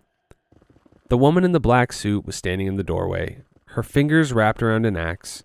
Harry was in front of me 1 minute, his eyes wide, lips parted in a scream. "It's not..." The woman was quick to grab him, one hand going over his mouth, the other pressing the blade into his Adam's apple. Real. In one singular jerking movement, the boy's blood was splattering my face, clouding my vision. The woman in the black suit did not kill me. She picked Harry up, threw him over her shoulder, and walked away. "Did you remember to thank me for buying your graduation dress?" Mom asked, handing me a plate of fried eggs. Her voice, though, felt too close, warm breath tickling my cheeks. "Bonnie, are you listening to me? Did you remember to thank me, sweetheart?" Reality was far more cruel than dream. Reality was being unable to move, unable to breathe. It was like coming up for air, but at the same time, I was drowning. The real world was so cold, and yet warm wetness dripped down my chin. I was strapped to a metal table, something plastic lodged down my throat. Through blurry vision, I could see my body. I could see that my hair was so much longer, almost down to my stomach, but there was something wrong. Prickles of ice slithered down my spine, curls of panic setting my body into fight or flight. At first, I thought I was in the emergency room, except this place didn't have doors. The walls were sickly green, a bunker transformed into a sicko's dungeon. My body resembled a pincushion, or a little girl's idea of a doll. When my eyes found my stomach that was barely being held together by fresh stitches, my mind started to come apart. Harry was wrong. Everything that has happened to me, to us, was real. Being beheaded, ripped apart, sliced into, Miss Benson was just good at putting us back together. My arms were skeletal, wires protruding into my veins. I could see where I had been cut open, my paper-thin hospital gown stained scarlet. I couldn't count elephants. Across the room, beds lined the walls. One of them was what was left of my classmates, mangled flesh still strapped down. Some of them had been cut into, severed apart, while others were attached to tubes, wires sticking into their spine and the back of their heads. The floor was stained, writhing body parts and slithering entrails dried into yellowing tiles. In the corner of my eye, Mary's head was hanging open, the pinkish gray of her brain visible through the pearly white of her skull. She was still alive, still twitching in her restraints, plastic tubes full of fluid being fed directly into her head. When a thin river of red slid down her temple, I averted my gaze. Barf was already in my mouth, splashing into my mask. Annalise had tubes stuck to her, one eye scooped out, her pretty face mutilated. Isaac. He was covered with a white sheet, a startling smear of scarlet where his head was supposed to be. I could see his wrists still strapped down. Miss Benson stood in my line of vision, though I did see Isaac's fingers curl slightly.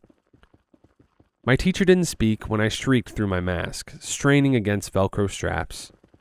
Miss Benson's smile was the one I used to like. She lit up our classroom like sunshine. Why don't we count elephants together, huh? I found myself nodding, trusting the sunshine smile. 1. Miss Benson straightened up. 2. She strode over to Harry's bed, replacing his blood-soaked pillow with a fresh one, adjusting the tube in his mouth and planting a kiss on his forehead. I could see the red dots marked across his skin, circled around his eyes. 3. I found myself saying with her, my thoughts dancing. Miss Benson turned to me, her lips breaking out into a grin. That's right, count with me, Bonnie. I closed my eyes, swimming in the drugs filling my body. I was being pulled back down. 4, 5, 6, 7, 8, 9. Sinking through the ground, colors flashed in my eyes. Bonnie. Mom's voice startled me awake, a raw cry choking through my lips. Graduation day was the same. Mom made me breakfast, pancakes and orange juice. I went to school wearing my graduation dress. Isaac walked straight past me, running to catch up with his friends. Mary ignored my attempt to call out for her. Annalise ducked her head, hurrying to empty out her locker. Hello? Harry was standing behind me. I could have cried. But when I turned to talk to him, to tell him we were still trapped, his smile was wide, eyes glassy. In his arms was our yearbook. He handed me a pen. Do you mind signing it? Harry chuckled. I've got everyone but you. He opened it onto the first page. It's Harry, by the way. Behind him, I glimpsed a familiar shadow, a woman striding towards me. The lights above flickered, and I could already taste blood in my mouth. Harry didn't even flinch when I dropped the yearbook and stumbled into a run. His smile was vacant, empty. Just like he said, an NPC. I was already running for my life, and he kept talking to thin air. When the woman in the black suit sprinted past him, his smile broadened. And you are? With all of the crazy things that happen in this story, there's a couple terrifying secrets that get revealed. The first one being that the OP's body and her friends' bodies are actually being mutilated, and their teacher is just really good at putting them back together. And also, she never woke up. That's really it. The next story is from r/no sleep from user Let's Split Up. Every year we play a game where we write secrets and guess whose is whose. This year someone wrote, I'm going to murder one of you. Hate to be that person. Every year we have this cabin trip, and every year each of us writes a secret and puts it into the hat. After dinner we dump all the secrets out and start guessing whose is whose. It's a fun activity that always teaches us new surprises about each other. Whoever guesses the most secrets correctly wins a basket. What the basket contains is different every year. Everyone donates a gift. This year, for example, my wife donated a box of fancy chocolates so that Kim stops eating yours, she joked to me. Dan often was the winner, a jovial extrovert. He was the glue that kept our friendships together long after college. Melody won the basket nearly as often. An analytical thinker, she kept samples of our handwriting, and she usually spent quite a bit of time analyzing the slips of paper to try to ascertain who wrote which secret. Then there was Zuri, who always made sure the basket had a bottle of very expensive wine. She didn't even drink herself, but she liked the rest of us to have a good time. She was a terrible guesser. Kim was our resident joker, always donating something silly to the basket. like the world's spiciest chip or a giant gummy bear. He won the basket only once before.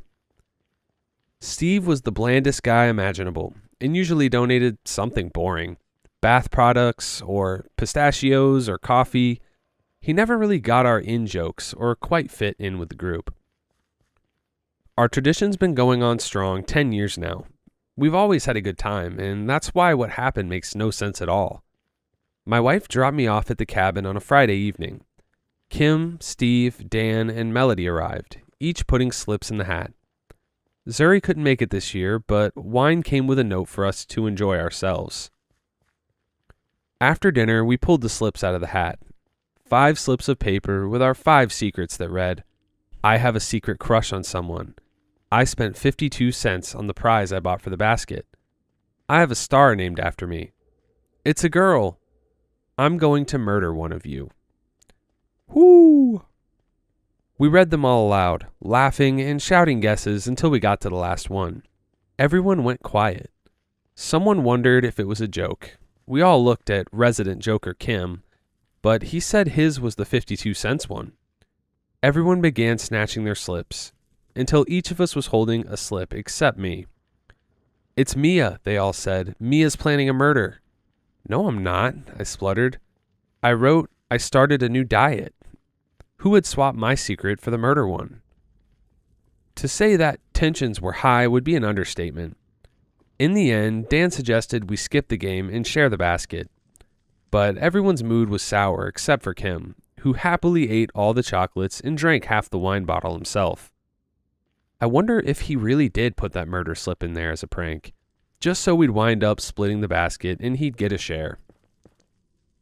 But the next morning we woke up and found Kim lying blue-faced and wide-eyed in the bed, vomit staining the pillow and sheets beside him. And suddenly we were all screaming, panicking, wondering which one of us had done it. We hurled accusations while waiting for the police. The wine, Dan said. He was obviously poisoned. It must have been the wine. Maybe it was the chocolates, said Melody. But they weren't even out of the plastic wrapping, I said. It was the wine, Dan insisted. Think about it. One of us wrote that incriminating secret, right? But Zuri's got an alibi because she's not here. The police look for someone involved in the game, and she gets away with murder in the perfect crime. Okay, but how does she get the slip of paper into the hat if she was never here, said Melody. We reviewed the secrets again. Steve had a secret crush. Dan's wife was having a little girl. Melody had a star named after her. You know those are scams, right? I told her. Mine was still missing. That's how all suspicion suddenly turned on me. When police arrived, everyone was interviewed. I was the prime suspect, even after I told the police someone swapped out my secret slip about a new diet before we drew them from the hat. I even searched the trash cans and recycling, but couldn't find mine to prove my innocence. The remaining papers were turned over to check for fingerprints. The authorities took the wine bottle and what was left of the chocolate box, too.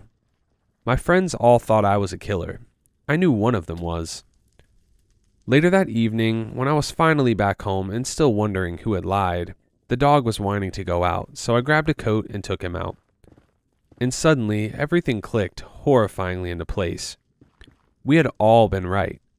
Dan was right about the perfect alibi. Melody was right about the chocolates.